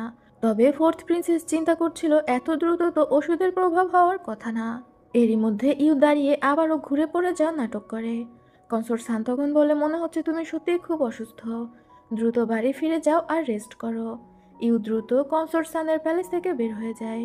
ফোর্থ প্রিন্সেসও পেছন পেছন যেতে চাচ্ছিল, তবে কনসোর্ট সান ফোর্থ প্রিন্সেসকে আটকে দিয়ে অনেক রাগী স্বরে বলে, তোমার সাহস কি করে হলো আমার প্যালেসের মধ্যে ঝামেলা পাকানোর? তুমি কেন ওর চায়ে ড্রাগ মিশিয়েছ? ফোর্থ প্রিন্সেস তখন বলে, আমি ওকে এম্বারেস করতে চেয়েছিলাম জাস্ট। কনসোর্ট সান তখন বলে, সবাই কি তোমার মতো বোকা হয়? নিজের ঘরে যাও আর ভুলের প্রায়শ্চিত্ত করো। এদিকে মেই যখন ইউকে নিয়ে ফিরে যাচ্ছিল, ততক্ষণে ইউ এর নেশা হয়ে গিয়েছে। আর এটা এমন এক ধরনের নেশা ছিল যে ইউ অনেকটা গরম বোধ করছিল। মানে বুঝতেই পারছেন যে নেশার ঘোরে ওর মাথায় ঠিক ছিল না। হঠাৎই ওদের ক্রাউন প্রিন্সের সাথে দেখা হয়ে যায়। ক্রাউন প্রিন্স ইউকে দেখে বলে, আপনি এখানে? মেই তখন জানায় ওরা কনসোর্ট সানের প্যালেসে গিয়েছিল আর ইউ এর কিছু একটা হয়ে গিয়েছে। ক্রাউন প্রিন্স বুঝতে পারে যে ওকে কোনো ড্রাগ দেওয়া হয়েছে। এরই মধ্যে ইউ আবার দৌড়ে এসে ক্রাউন প্রিন্সের গলা জড়িয়ে ধরে বলে, তুমি অনেক হ্যান্ডসাম, তুমি অনেক সুন্দর। ক্রাউন প্রিন্স দ্রুত ইউকে কোলে নিয়ে সেখান থেকে বের হয়ে যায়, তার নিজের প্যালেসের উদ্দেশ্যে যাচ্ছিল। তবে রাস্তায় যেতে যেতে ইউ ক্রাউন প্রিন্সকে কয়েকটা চুমু দিয়ে দেয়। ক্রাউন প্রিন্স তো বেচারা ঘেমে নিয়ে যাচ্ছিল। এদিকে মেয়ে পেছন থেকে দেখে কান্না করছিল আর বলছিল, প্রিন্স নিংয়ের জন্য আমার আফসোস হচ্ছে, তার সমস্ত সম্মান তার মেয়ে ধুলোয় মিশিয়ে দিয়ে গেল। এরই মধ্যে হুয়ানি প্যালেস থেকে বের হয়ে আসে আর সে মেয়েকে বলতে থাকে, তুমি এমন চিৎকার করছো কেন? তবে মেয়ে কোনো কথা না বলে বিলাপ করে কান্নাই করছিল। হুয়ালি তখন বলে, তুমি একদম চিন্তা করো না, ক্রাউন প্রিন্স এমন মানুষ না যে সে প্রিন্সেসের সাথে কিছু করবে, বরং তোমার প্রিন্সেসই ক্রাউন প্রিন্সকে চুমু খাচ্ছিল। এটা শুনে মেয়ে হুয়ানিকে তাড়া করতে শুরু করে। অন্যদিকে ক্রাউন প্রিন্স তো ইউকে ডাক্তার দেখায়। ডাক্তার জানায় ইউকে ড্রাগ দেওয়া হয়েছে, এই ড্রাগের কোনো অ্যান্টিডোট তো দেওয়া যাবে না, তবে আধ ঘন্টার মধ্যে ইউ একা একা ঠিক হয়ে যাবে, মানে ড্রাগের প্রভাব কেটে যাবে। ইউ বিছানায় চিল্লাচিল্লি করছিল যে তার খুব গরম লাগছে, এসি চালিয়ে দেওয়ার জন্য। এরপর সে ক্রাউন প্রিন্সকে পেছন থেকে জড়িয়ে ধরে আর তারপর বলে, চলো আমরা ঘুমাতে যাই। ডাক্তার বেচারা নিজের লজ্জা পেয়ে যায়। ক্রাউন প্রিন্স তখন ডাক্তারকে বলে, তুমি এখন যেতে পারো। ডাক্তার দ্রুত নিজের ব্যাগ নিয়ে সেই ঘর থেকে পালিয়ে যায়। এদিকে দরজার বাইরে থেকে মেই আর হুয়ালি দাঁড়িয়েছিল। মেই তো তখনও বিলাপ করে কান্না করে যাচ্ছে। হুয়ালি মেইকে বলে, তুমি এখানে দাঁড়িয়ে দাঁড়িয়ে দেখতে থাকো, ক্রাউন প্রিন্স কখনোই তোমার প্রিন্সেসকে টাচ করবে না। অন্যদিকে ভিতরে ইউ নিজেই ক্রাউন প্রিন্সের উপর চেপে বসে। ক্রাউন প্রিন্স ইউকে বলে, তোমার কি মনে আছে তুমি কে? ইউ তখন বলে, হ্যাঁ মনে আছে, আমি একটা মাশরুম। ক্রাউন প্রিন্স তখন বলে, তোমার কি এটা মনে আছে যে আমি কে? ইউ তখন বলে, হ্যাঁ মনে আছে তো, তুমি একটা হ্যান্ডসাম ছেলে। ক্রাউন প্রিন্স তখন বলে, তোমার আমাকে হ্যান্ডসাম কেন মনে হলো? ইউ তখন ক্রাউন প্রিন্সের নাক চোখ সবকিছু হাত দিয়ে আঙুল দিয়ে ইশারা করে দেখিয়ে বলতে থাকে, এগুলো সবই সুন্দর। এরপর গলার দিকে ইশারা করে বলে, তোমার গলা নড়ে, মানে ছেলেদের যে অ্যাডামস অ্যাপেলস থাকে ওটা কিন্তু নড়ে মাঝে মাঝে। ওইটা দেখিয়ে বলছিল, এটা কি সুন্দর কিউট ভাবে নড়ছে, দাঁড়াও আমি এখানে একটা কিস করি, তোমাকে দেখলেই কিস করতে মন চায়। এইটা বলে ও ক্রাউন প্রিন্সের গলার মধ্যে কিস করে দেয়। ক্রাউন প্রিন্স তখন ইউকে ছাড়িয়ে দিয়ে বলে, আমি এগুলো মনে রাখবো। ততক্ষণে ইউ সেখানে ঘুমিয়ে পড়েছিল। পরবর্তী সিনে দেখা যায় ইউকে বাড়িতে পৌঁছে দিয়ে আসা হয়েছে এবং হুয়ালি এসে জিনহেংকে জানায় প্যালেসে মানে কনসোর্ট সানকে জানানো হয়েছে ইউ ক্রাউন প্রিন্সের প্যালেসের সামনে এসে অজ্ঞান হয়ে গিয়েছিল। তাই ক্রাউন প্রিন্স তার গার্ডদের মাধ্যমে ইউকে তার বাবার প্যালেসে পাঠিয়ে দিয়েছে। ডাক্তার ইউকে পরীক্ষা করেছে আর ইউ এখন সুস্থ আছে। কনসোর্ট সান যেন চিন্তা না করে। তবে ক্রাউন প্রিন্স বলে তারা অনেক বাড়াবাড়ি করে ফেলেছে, তাদেরকে এটার জন্য একটা শিক্ষা তো দিতেই হবে। এরপর আমরা ইউকে দেখতে পাই ওর বাড়িতে বসে তো খাবার খাচ্ছিল। মেই তখন ইউকে জিজ্ঞাসা করে, গতকাল আপনি কি কি করেছেন আপনার মনে আছে? ইউ এর সবকিছুই মনে পড়ে যায় আর ও প্রচন্ড লজ্জা পেয়ে যায়। মূল গল্পে নায়িকার এরকম চায়ের সাথে ড্রাগ নেওয়ার কথা ছিল, সেটা এখন ও নিয়ে ফেলেছে। তাহলে কি এখন নায়ক নায়িকা মিলে ওকে মেরে ফেলবে? এটা ভেবে ও চিৎকার করতে করতে ঘর থেকে বের হয়ে যায়। ইউ এর বাবা ইউকে দেখে বলে, আমি তো চিন্তায় পড়ে গিয়েছিলাম, আমি তো ভেবেছিলাম তুমি হয়তো এখন মরেই যাবে। পরে ডাক্তার জানালো তুমি দুর্বলতার জন্য অজ্ঞান হয়ে গিয়েছো। ইউ তখন বলে, আমি মোটেও দুর্বলতার জন্য অজ্ঞান হয়ে যায়নি। আর এরপর ফোর্থ প্রিন্সেস ওকে চায়ের সাথে ড্রাগ দিয়েছে পুরো ঘটনা খুলে বলে। প্রিন্স নিং তখন বলে, এত বড় সাহস আমার মেয়েকে বলি করা, আমি ওদের তো শিক্ষা দিয়েই ছাড়বো। ইউও খুশি হয়ে বলে, এই তো আমার বাবার মতো কথা। তবে পরদিন রাজসভায় প্রিন্স নিং কিছু বলার আগেই অন্যান্য মন্ত্রীরা কনসার্ট সান এবং ফোর্থ প্রিন্সেসের বিরুদ্ধে নালিশ জানাতে থাকে। ফোর্থ প্রিন্সেস যেদিন তার বাগানে অনুষ্ঠানের আয়োজন করেছিল সেদিন সে কয়েক বিঘা ফসলের জমি নষ্ট করেছিল তার ঘোড়া নিয়ে রাইড করে, যেটা রাজাকে জানালে রাজা প্রচণ্ড রেগে যায়। আর কনসোর্ট সান নিজের টাইটেল ব্যবহার করে ঘুষ নিয়ে বিভিন্ন ইমপ্লয়ি ঢুকিয়েছিল রাজমহলে, বিভিন্ন অফিসার নিয়োগ দিয়েছিল আর তার ঘুষের প্রমাণপত্র মন্ত্রীরা সাবমিট করে। তবে এই পুরো ঘটনার পিছনেই ছিল ক্রাউন প্রিন্স, সেই এই সকল প্রমাণ জোগাড় করেছিল। রাজা প্রচণ্ড রেগে যায় এবং সে কনসোর্ট সানকে শাস্তি দেবে বলে ঠিক করে। তবে কি শাস্তি দেয় এটা দেখানো হয় না। ইউ যখন ওর বাবা থেকে সমস্ত ঘটনা শুনতে পারে ও তো খুশি হয়ে যায়, গর্ডি সব কিছু এক্সপোজ করে দিল। তবে ইউ এর বাবা বলে, যাই হোক তোমার ক্রাউন প্রিন্সকে ধন্যবাদ জানানো উচিত। ইউ তো ভয় পেয়ে যায় যে ওর বাবা কি সব কিছু জেনে গেল। ও তো ভয় ভয়ে বলছিল আমি কিছুই করিনি।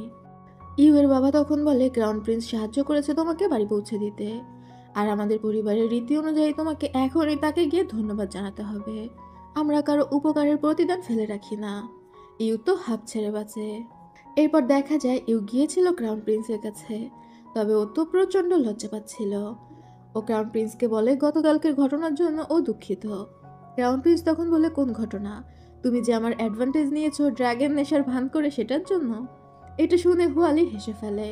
তখন ইউয়ের একটু খারাপ লাগে আর ও রেগে বলে, আমাকে এভাবে বুলি করবেন না, আমি নিজেও অনেকটা লজ্জিত। ক্রাউন প্রিন্স তখন বলে, আপনি ড্রাগন নেশাতে ছিলেন, এটা মনে রাখার প্রয়োজন নেই। তবে আমি ভাবছি আপনাকে আমার প্যালেসে নিয়ে যাব, আপনি সেখানে থাকতে শুরু করলে ভালোই হবে। ইউ তখন বলে, আপনার প্যালেসে গিয়ে যদি আমি থাকতে শুরু করি সেটা তো খুব বাজে হবে, সবাই তো জেনে যাবে যে আপনি আর আমি একসাথে কাজ করছি। ক্রাউন প্রিন্স তখন বলে, একসাথে আমরা কি কাজ করছি? ইউ তখন বলে, আরে আমাদের গোপন ডিলটার কথা আপনি ভুলে গেলেন। এবার ক্রাউন প্রিন্স হুয়ালিকে ইশারা করে। হুয়ালি তখন দুইজন লোককে ডাকলে ওরা এসে ইউকে গ্রেটিং করে আর জানায় ওরা ক্রাউন প্রিন্সের প্যালেসের শেফ আর ওরা অনেক বিখ্যাত। আর খাবারের কথা শুনে ইউ ক্রাউন প্রিন্সের প্যালেসে যেতে রাজি হয়ে যায়। এরপর ইউ যখন ক্রাউন প্রিন্সের প্যালেসে যায় ওর এই প্যালেসটা খুবই ভালো লাগে। ও এখানে অনেক আনন্দ করছিল, এখানে ওরা শুয়ে শুয়ে গল্প করছিল, মানে দুইজনে খুব ভালো সময় কাটায়। এরপর আমাদের বাজারের মধ্যে একটি দৃশ্য দেখানো হয় যেখানে একটি মেয়ে হুট করেই একটা ছেলের হাত ধরে টানাটানি শুরু করে। তবে সে চিৎকার করে বলছিল, এই ছেলেটি আমাকে অ্যাবিউজ করছে, দয়া করে আমাকে বাঁচান। আর চিৎকার করে বলছিল, আমাকে ছেড়ে দাও, আমাকে ছেড়ে দাও, এই টাইপ। তো সেখানে তো আশেপাশের লোকজন জড়ো হয়ে যায়। আর সেই রাস্তা দিয়ে ইউ ক্রাউন প্রিন্সের প্যালেস থেকে ফিরে আসছিল। তো গাড়ি থেকে জটলা দেখে ও বের হয়ে আসে কি হয়েছে দেখার জন্য। আর ইউকে দেখে ওই মেয়ে তো আরো বেশি সুযোগ পেয়ে যায়। সে ইউ এর হাত ধরে টেনে ওকে সামনে নিয়ে আসে। মেয়েটি যখন ইউকে টেনে সামনে নিয়ে আসছিল তখন ওই ছেলেটা ইউকে প্রথমবার দেখে ক্রাশ খেয়ে যায়, যার উপর এই মেয়েটি দোষ চাপাচ্ছিল আর কি। সে ইউকে টেনে এনে সামনে দাঁড় করিয়ে বলতে থাকে, আপনি আমাকে সুবিচার পাইয়ে দিন, দেখুন এই ছেলেটি আমাকে অ্যাবিউজ করছে। তবে এই ছেলেটি এই এলাকা ছিল না, অন্য রাজ্য থেকে এসেছিল। ছেলেটি তো বারবারই বলছিল যে ও কিছুই করেনি। ইউ তখন ওই মেয়েটিকে বলে, দেখো আমি তো কোনো অফিসার না, তাই আমি তোমাকে সাহায্য করতে পারবো না, চলো ওকে ধরে তুমি গভর্নমেন্ট অফিসে নিয়ে যাও, তাহলে হয়তো তুমি সঠিক বিচার পাবে। তবে তখনই ওই মেয়েটি তার কথা ঘুরিয়ে ফেলে। সে এই লোককে গভর্নমেন্ট অফিসে নিতে চায় না। সে একটা গরিব মেয়ে, তার সম্মানের দাম আছে। এই লোকটি যেন তাকে টাকা দিয়ে ক্ষতিপূরণ দিয়ে দেয়। এবার ইউ একটু ওই মেয়েটির দিকে এগিয়ে গিয়ে ওর পারফিউমের ঘ্রাণ নেয়। আর তারপর বলে, তুমি তো মনে হয় মিউজিক গ্রুপের মেয়ে। মেয়েকে বলে, মিউজিক গ্রুপকে খবর দাও আর অফিসারদেরও ডাকো, এটার একটা বিহিত হওয়া দরকার। কিন্তু তখনই ওই মেয়েটা ভয় পেয়ে সব কিছু স্বীকার করে নেয়। ও জানায় যে ও ইচ্ছা করে এই ছেলেটিকে ফাঁসাচ্ছিল কিছু টাকার জন্য। এই ছেলেটার নাম ছিল লাউচু। ইউ এবার লাউচুকে বলে, আপনি কি তাহলে এই মেয়েটিকে অফিসারদের কাছে দিতে চাইবেন? লাউচু তখন বলে, আমি এই রাজ্যের না, আর আমি এইসব ঝামেলায় জড়াতে চাই না, আমি তাকে মাফ করে দিলাম। মেয়েটি তখন লাউচুকে ধন্যবাদ দিয়ে দ্রুত সেখান থেকে পালিয়ে যায়। তখন আশেপাশে সবাইও সেখান থেকে সরে যায়। লাউচু ইউকে নিজের পরিচয় দেয় আর ধন্যবাদ জানায়। লাউচু জিজ্ঞাসা করে, আপনি কিভাবে বুঝলেন এই মেয়েটা মিথ্যা কথা বলছে? ইউ তখন বলে, প্রথমত ওই মেয়েটা নিজের কাঁধের কাপড় ঠিক করেনি। যদি কোনো মেয়েকে আসলেও অ্যাবিউজ করা হয় তাহলে সে দ্রুত করে আগে নিজের শরীর ঢাকবে, এভাবে খোলামেলা থাকবে না। তার উপর এই মেয়েটা যে পারফিউম ব্যবহার করেছে সেগুলো সাধারণত বারে ব্যবহার করা হয়। মানে কিছু বার থাকে না যে ছেলেরা গিয়ে নেশা করে আর মেয়েরা গান গিয়ে নেচে এন্টারটেইন করে, ওইটাই বারে আর কি। তো ওই মেয়েটা ওইটাই বারে কাজ করতো। লাউচু তো বুঝতে পারে ইউ অনেক বুদ্ধিমতী। তার উপর ও তো ইউকে দেখে ক্রাশ খেয়ে গিয়েছিল। লাউচু ইউকে বলে, ইউর যদি কখনো লাউচুকে প্রয়োজন হয় তাহলে যেন পোস্ট স্টেশনে খবর পাঠায়, লাউচু হাজির হয়ে যাবে। ইউ তখন লাউচুর থেকে বিদায় নিয়ে সেখান থেকে চলে যায়। তবে এই পুরো ঘটনা জিন হ্যাং কিভাবে যেন জানতে পেরে যায়। আরও প্রচণ্ড রেগে হোয়ালিকে বলতে থাকে এরপর থেকে হোয়ালি যেন নিজে গিয়ে ইউকে পৌঁছে দিয়ে আসে। ইউ যেন কোনোভাবে এরপর থেকে রাস্তায় এভাবে না দাঁড়ায়, কারোর সাথে কথা না বলে। মানে জিন হ্যাংয়ের অনেক হিংসা হয়ে গিয়েছিল আর কি। এরপরে আমাদের প্যালেসের একটা অনুষ্ঠানের দৃশ্য দেখানো হয়। ছোটখাটো একটা খাওয়া দাওয়ার অনুষ্ঠান, যেখানে মোটামুটি সবাই উপস্থিত ছিল। একটু পর সেখানে ক্রাউন প্রিন্স চলে আসে। ক্রাউন প্রিন্স আর ইউ একে অপরের দিকে তাকিয়ে মুচকি হাসছিল, যেটা ইউয়ের বাবাও খেয়াল করে। আর সে ফিসফিস করে বলে, তুমি আমার গর্ব, তুমি প্রিন্স নিং এর একমাত্র মেয়ে, তাই তুমি যাকেই চয়েস করবে খুব সাবধানে চয়েস করবে, যেন সে তোমার যোগ্য হয়। মানে এটাই অ্যাডভাইস দিচ্ছিল আর কি। উনি তো বুঝতেই পেরেছিল কিছু একটা ঘটছে। তবে ইউ বিষয়গুলোতে পাত্তা না দিয়ে ওর বাবার সাথে ড্রিঙ্ক করতে শুরু করে। এরপর সেখানে অন্য রাজ্য থেকে একজন দূত আসে, যার সাথে সেই রাজ্যের প্রিন্সেসও এসেছিল। এই প্রিন্সেসের নাম প্রিন্সেস জিলান। আর রাজা তাকে এখানে পাঠিয়েছিল প্রিন্সদের মধ্যে কাউকে চয়েস করতে, যার সাথে প্রিন্সেস জিলানের বিয়ে হবে। তো প্রিন্সেস জিলান ছিল একটু ঠোঁটকাটা টাইপের। রাজা প্রিন্সেস জিলানকে জিজ্ঞাসা করে তার কোনো পছন্দের প্রিন্স আছে কিনা। তখন জিলানের সাথে আসা লোকটি বলে, এটা আপনি ঠিক করুন, তবে ক্রাউন প্রিন্স আমাদের রাজ্যের সাথে অনেক আগে থেকেই জড়িত, মানে আমাদের মধ্যে গভীর বন্ধন রয়েছে। তখন ইউয়ের মনে পড়ে যায় ক্রাউন প্রিন্স যখন ছোট ছিল তখন প্রিন্সেস জিলানদের রাজ্যে বন্দী ছিল। মানে এক রাজ্যের প্রিন্স অন্য রাজ্যে হোস্টেজ হিসেবে থাকে যে, ওইটাই আর কি। তখন প্রিন্সেস জিলান ক্রাউন প্রিন্সকে খুব অপমান করে বলে, ওর মতো একটা কাপুরুষকে কে বিয়ে করতে চাইবে? ও ভীতু, কথাই বলতে জানে না, একটা প্রশ্ন করলে 10 বারেও উত্তর দিবে না। তার উপর ও তো কিছুদিন পরে মরে যাবে। আমি বিয়ের পরে বিধবা হতে চাই না। ওর মতো একটা রোগা প্রিন্সকে আমি কখনোই বিয়ে করব না। আমি হ্যান্ডসাম হেলদি কাউকে বিয়ে করতে চাই। এগুলো শুনে থার্ড প্রিন্স হাসছিল। তবে ক্রাউন প্রিন্সের তো খুবই খারাপ লাগে, সাথে ইউয়ের আরও বেশি খারাপ লাগে। ও তখন উঠে দাঁড়িয়ে রাজার কাছে অনুমতি চায় কিছু কথা বলার জন্য, আর রাজা ওকে অনুমতি দিয়ে দেয়। ইউ তখন জিলানের কাছে এগিয়ে এসে বলে, আমি কি জানতে পারি আপনি আমাদের ক্রাউন প্রিন্সকে অপমান করছেন? আপনার কি যোগ্যতা আছে ক্রাউন প্রিন্সকে চয়েস করার? আপনি যে রাজ্য থেকে এসেছেন সে রাজ্য অনেক আগেই আমাদের রাজ্যের কাছে হেরে গিয়েছে। মানে আপনি স্যারেন্ডার করা একটা রাজ্যের প্রিন্সেস। আপনাকে তো আমি সামনে থেকে দেখছি, আপনি আহামরি সুন্দর না, অ্যাভারেজ বলা যায়। আর আপনার কথা বলার যে ভাবভঙ্গি, বোঝাই যাচ্ছে যে আপনার শিক্ষা দীক্ষার অভাব রয়েছে। আর আপনার ফ্যামিলি ব্যাকগ্রাউন্ডই বা কী? আপনি তো রাজার অবৈধ সন্তান। তাহলে আপনার সাহস কি করে হয় আমাদের ক্রাউন প্রিন্সকে ক্রিটিসাইজ করার? সবাই তো ইউর এমন উত্তর শুনে খুশি হয়ে যায়। জিলান এবার বলে, আমি কি জানতে পারি যে আপনি কে? আপনার কি যোগ্যতা আছে আমার সাথে এভাবে কথা বলার? তখন কিউ উঠে দাঁড়ায় আর বলে, আমি এই রাজ্যের জেনারেল। আমি যদি আপনাদের রাজ্যের বিরুদ্ধে একটা সৈন্যদল নিয়ে এগিয়ে যাই তাহলে আপনি হয়তো এখানে দাঁড়িয়ে থাকবেন না আমাদের ক্রাউন প্রিন্সকে চয়েস করার জন্য। এবার কি আপনি বুঝতে পারছেন প্রিন্সেস ইউ এর কি যোগ্যতা আছে এখানে দাঁড়িয়ে কথা বলার? ইউ তখন মাথা নেড়ে কিউকে ধন্যবাদ জানায় আর তারপর নিজের জায়গাতে গিয়ে বসে যায়। আর রাজা ডিরেক্ট জিলানকে বলে, আপনার ব্যবহার খুবই বাজে। আপনার বাবা হয়তো ভালো উদ্দেশ্য নিয়ে আপনার বিয়ে আমাদের রাজ্যের সাথে দিতে চেয়েছিল, তবে এখনই আমরা এই ব্যাপারে কিছু বলতে পারছি না। জিলানের সাথে আসা ওই লোকটি ক্ষমা চেয়ে জিলানকে নিয়ে সেখান থেকে চলে যায়। ক্রাউন প্রিন্স তো মহা খুশি, মানে ওর মনে তো পুরো লাড্ডু ফুটছিল। ইউ ওর হয়ে যেভাবে প্রতিবাদ করেছে। একটু পর সেখানে অন্য একটা রাজ্যের জেনারেল আসে, এবং এবার ঘটে উল্টোটা। এই জেনারেল প্রিন্সেস ইউকে বিয়ে করতে চায়, কারণ প্রিন্সেস ইউ হচ্ছে লিজেন্ডারি হিরো প্রিন্স নিং এর মেয়ে। তবে এই কথা শুনে ক্রাউন প্রিন্স তো প্রচণ্ড রেগে যায়, কিন্তু ডিরেক্ট অ্যাকশনে চলে যায় ইউ এর বাবা। প্রিন্স নিং নিজের সিট থেকে উঠে ওই জেনারেলের সাথে হাতাহাতি শুরু করে দেয়। তার সাহস কী করে হলো সে ছোট্ট একটা রাজ্যে জেনারেল হয়ে প্রিন্সেস ইউকে বিয়ে করতে চায়? মানে সেখানে হজে বড়লা একটা অবস্থা। ওই জেনারেল অপমানিত হয়ে সেখান থেকে চলে যায়। কিউ জিনহেংকে খোঁচা মেরে বলে, এইটুকু জিনিস সহ্য করতে পারছো না? পাস্টের একটা সিন থেকে দেখা যায় কিউ জিনহেংকে বলছিল, তোমাকে আগে প্রিন্স নিং এর মন জয় করতে হবে প্রিন্সেস ইউকে বিয়ে করতে হলে। তবে জিনহেং বলে সে আগে প্রিন্সেস ইউ এর মন জয় করতে চায়, বাকিটা পরে দেখা যাবে। এরপরে দেখা যায় ইউ প্যালেসের মধ্যে দিয়ে হাঁটাহাঁটি করছিল। তখনই ওর কাছে কেউ একজন আসে আর বলে তাকে মিস্টার বাই নামে একজন ডেকে পাঠিয়েছে। ইউ এর সাথে তার কিছু গোপনীয় কথা আছে। এরপর ইউ যখন মিস্টার বাইয়ের সাথে দেখা করতে যায়, দেখা যায় এটা তো ছিল জিন হেংয়ের সেই বন্ধু। এখানে জানা যায় মিস্টার বাই বা কিউ হচ্ছে জিন হেংয়ের মামা। ইউ মিস্টার বাইকে জিজ্ঞাসা করে ওকে এখানে কেন ডাকা হয়েছে, ও তো নর্মালি অন্য কোথাও কথা বলতে পারতো। মিস্টার বাই তখন ইউকে ধন্যবাদ জানায় অনুষ্ঠানে জিন হেংয়ের পক্ষ নিয়ে কথা বলার জন্য।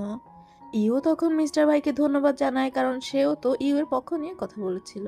তবে এখানে আমরা অনেক কিছু জানতে পারি। মিস্টার বাই ইউকে আসলে সবকিছু খুলে বলার জন্যই এসেছিল। মিস্টার বাই ইউকে জানায় যখন জিনহেং ছোট ছিল তখন জিনহেংদের এই রাজ্য লি রাজ্যের কাছে হেরে গিয়েছিল। তখন লি রাজ্য ডিমান্ড করেছিল হয় তাদেরকে 2 লাখ সৈন্য দিতে হবে, অথবা এই রাজ্যের ক্রাউন প্রিন্সকে হোস্টেস হিসেবে তাদের রাজ্যে পাঠাতে হবে। সেই সময় এই রাজ্যের ইমপ্রেস ছিল মিস্টার বাইয়ের বড় বোন, মানে জিনহেং এর মা আর কি। সে তার শ্বশুর এবং বাবা দুইজনকেই প্রচুর রিকোয়েস্ট করে জিনহেংকে হোস্টেস হিসেবে না পাঠাতে। তবে দুইজনের কেউই এই বিষয়টা মানেনি, কেননা 2 লাখ সৈন্য পাঠানোর থেকে জিনহেংকে পাঠিয়ে দেওয়া ভালো। তারা জিনহেংয়ের মাকে বলছিল, তুমি এখনো ইয়াং আছো, তুমি যাকে জন্ম দিবে সেই পরবর্তীতে ক্রাউন প্রিন্স হতে পারবে। জিনহেংকে পাঠিয়ে দিয়ে যদি 2 লাখ সৈন্যকে বাঁচানো যায় তাহলে জিনহেংকে পাঠিয়ে দেয়াই ভালো। যে কথাগুলো মিস্টার বাই লুকিয়ে শুনেছিল। ইউ অবাক হয়ে বলে, তার মানে তার দাদা নানা দুইজনেই তাকে ত্যাগ করেছে। এই কারণে জিনহেং এর নানা বা দাদার সাথে তার সম্পর্ক ভালো ছিল না। ইউ উদ্বিগ্ন হয়ে জিজ্ঞাসা করে ক্রাউন প্রিন্সকে পাঠিয়ে দেওয়ার পর তার মা বা নানা কিছু করেনি? মিস্টার বাই তখন বলে তারা কিছুই করেনি, বরং একদিন মিস্টার বাইয়ের বোন জানতে পারে যে তারা ক্রাউন প্রিন্সকে আর কখনোই ফিরিয়ে আনবে না, কেননা সেই সময়ে জিনহেং এর মা আবারও প্রেগনেন্ট ছিল আর তার 6 মাস চলছিল। তবে জিনহেং এর মা যখন এই বিষয়টা জানতে পারে যে তারা আর এই বাচ্চাটার জন্য জিনহেংকে ফিরিয়ে না আনার প্ল্যান করছে, তখন উনি আত্মহত্যা করে নেয়। দেয়ালের সাথে নিজের মাথাকে আঘাত করে এবং অতিরিক্ত রক্তপাতের কারণে জিনহেংয়ের মায়ের মৃত্যু হয়। শুধুমাত্র জিনহেংকে যাতে ওরা বাঁচিয়ে নিয়ে আসে, সেই রাজ্যের একমাত্র ক্রাউন প্রিন্স থাকে, এই কারণেই জিনহেংয়ের মা ওই বাচ্চাটাকে পৃথিবীতে আনতে চায়নি, আর তাই নিজের জীবনে বিসর্জন দিয়ে দিয়েছে। মিস্টার বাই ইউকে বলে জিনহেং আপনাকে পছন্দ করে, সে আপনাকে স্পেশালি ট্রিট করে। তার পাস্ট খুবই ভয়ঙ্কর ছিল, আর এখনও সে একটা জটিল রোগে ভুগছে। অবশ্যই আপনি এই বিষয়টা জানেন। ইউয়ের এইসব শুনে প্রচন্ড মন খারাপ হতে থাকে। সে মিস্টার বাইকে জিজ্ঞাসা করে, আমার মনে হয় জিনহেং এর এই বিষয়টা পয়জনের কারণে হয়েছে, ওকে কে এভাবে পয়জন দিয়েছে? মিস্টার বাই তখন বলে জিনহেং এর জীবনটা অনেক কঠিন, সে খুব অল্প বয়সে একটা রাজ্যের ক্রাউন প্রিন্স হওয়া সত্ত্বেও বন্দি জীবন পার করেছে এবং ক্ষুধার সাথে যুদ্ধ করে বেঁচে থেকেছে। এরপর আমাদের সেই ছোটবেলার ঘটনাগুলো দেখানো হয়, যেখানে জিনহেংকে তার দাদা হোস্টেস হিসেবে লি রাজ্যে পাঠিয়ে দিয়েছিল। তবে সেখানে জিনহেংয়ের জীবন একদমই সহজ ছিল না, তাকে জেলে বন্দি করে রাখা হয়। সেই এলাকার বাচ্চা কাচ্চারা জিনহেংকে প্রচুর পরিমাণে বুলি করত। একজন ক্রাউন প্রিন্স হলেও তাকে তো ত্যাগ করা হয়েছিল। জিনহেং সারাদিন জেলে বসে বসে চিন্তা করতে থাকতো, বাবা মা তোমরা কেন আমাকে ত্যাগ করলে? আমি অবশ্যই বেঁচে থাকবো এবং একদিন তোমাদের সামনে গিয়ে জিজ্ঞাসা করব যে কেন তোমরা আমাকে ত্যাগ করলে। মানে নিজের বাবা মাকে শুধু এই একটা প্রশ্ন করার জন্য জিনহেং ইঁদুর বিড়ালের সাথে খাবার নিয়ে যুদ্ধ করে বেঁচেছিল। তবে জিনহেং যখন বড় হয়ে যায় তখন তো ওকে মুক্ত করার একটা প্রচেষ্টা ওর রাজ্য চালায়, যেহেতু ওর মা মারা গিয়েছিল এবং জিনহেং ছাড়া আর কেউই ছিল না সিংহাসনে বসার মতো। তবে ওকে যেহেতু মুক্ত করা হবে, তাই লি রাজ্যের কেউ একজন ওকে বিষ খাইয়ে দেয়। তবে কে বিষ খালো এই বিষয়টা দেখানো হয় না। আর সেই বিষ খাওয়ার পরেও জিনহেং নিজেকে বাঁচিয়ে রেখেছিল শুধুমাত্র মনের জোরে। ও বারবার শুধু একটা কথাই বলছিল যে আমি কোনোভাবেই এখানে মরতে পারি না। অবশ্যই আমি আমার বাবা মাকে জিজ্ঞাসা করবো যে কেন তারা আমাকে ত্যাগ করেছে। এরপরে আর কি, জিনহেং তো মুক্ত হয়ে ফিরে আসে এবং ও লি রাজ্যের বিরুদ্ধে যুদ্ধ ঘোষণা করে। আর সেই যুদ্ধে জিনহেং খুব ভালোভাবেই জয়লাভ করে। তবে সেই যুদ্ধের সময় মিস্টার বাই খেয়াল করে যে জিনহেং নিজের কন্ট্রোলে থাকে না। জিনহেং চোখের পলক না ফেলে একের পর এক সৈন্যদের মারছিল, যেটা দেখতে খুবই অস্বাভাবিক লাগছিল। এমনকি ও হাত দিয়ে তলোয়ার পর্যন্ত ভেঙে ফেলছে। শত্রুপক্ষের সমস্ত সৈন্যকে মারার পর জিনহেং নিজের রাজ্যের সৈন্যদের উপরই আক্রমণ করতে যাচ্ছিল। তখন ওই সৈন্যরা ভয়ে যুদ্ধক্ষেত্র থেকে পালিয়ে আসে। জিনহেংয়ের চাইল্ডহুড ট্রমা থেকে ও কেমন একটা অদ্ভুত হয়ে গিয়েছিল, যেটা মিস্টার বাই নিজের চোখের সামনে দেখতে পায়। আর তখন এসে জানতে পারে যে জিনহেংয়ের মধ্যে অন্য একটা সত্তা রয়েছে। আর এরপরে মিস্টার বাই জিনহেংকে নিয়ে ফিরে আসে। তবে সে জিনহেংয়ের জন্য খুশি ছিল, কারণ জিনহেং লি রাজ্যকে যুদ্ধে হারিয়ে দিয়েছে। ওর প্রতিশোধ নিয়ে নিয়েছে এবং আবারও সম্মানের সাথে ক্রাউন প্রিন্স হিসেবে নিজের রাজ্যে ফিরে এসেছে। মিস্টার বাই ইউকে রিকোয়েস্ট করে বলে, জিনহেং এর পাস্ট যেহেতু খুবই ভয়ঙ্কর ছিল, আশা করি তার ফিউচারটা তুমি সুন্দর করে তুলবে। ইউ তখন মুস্কি হাসে। এরপরে ইউ আর জিনহেং যখন এক জায়গায় বসেছিল, জিনহেং তো বসে বই পড়তে থাকে। আর ইউ মনে মনে চিন্তা করছিল নিশ্চয়ই জিনহেং মিষ্টি খাবার পছন্দ করে, যেহেতু ও ছোটবেলাটা এতটাই তেতো ছিল। আর এটা ভেবে ও জিনহেংকে একটা চকলেট উপহার দেয়। জিনহেং সেটা খায় আর অনেক পছন্দ করে। ও ইউকে জিজ্ঞাসা করে, আপনি হঠাৎ করে আমাকে গিফট কেন দিলেন?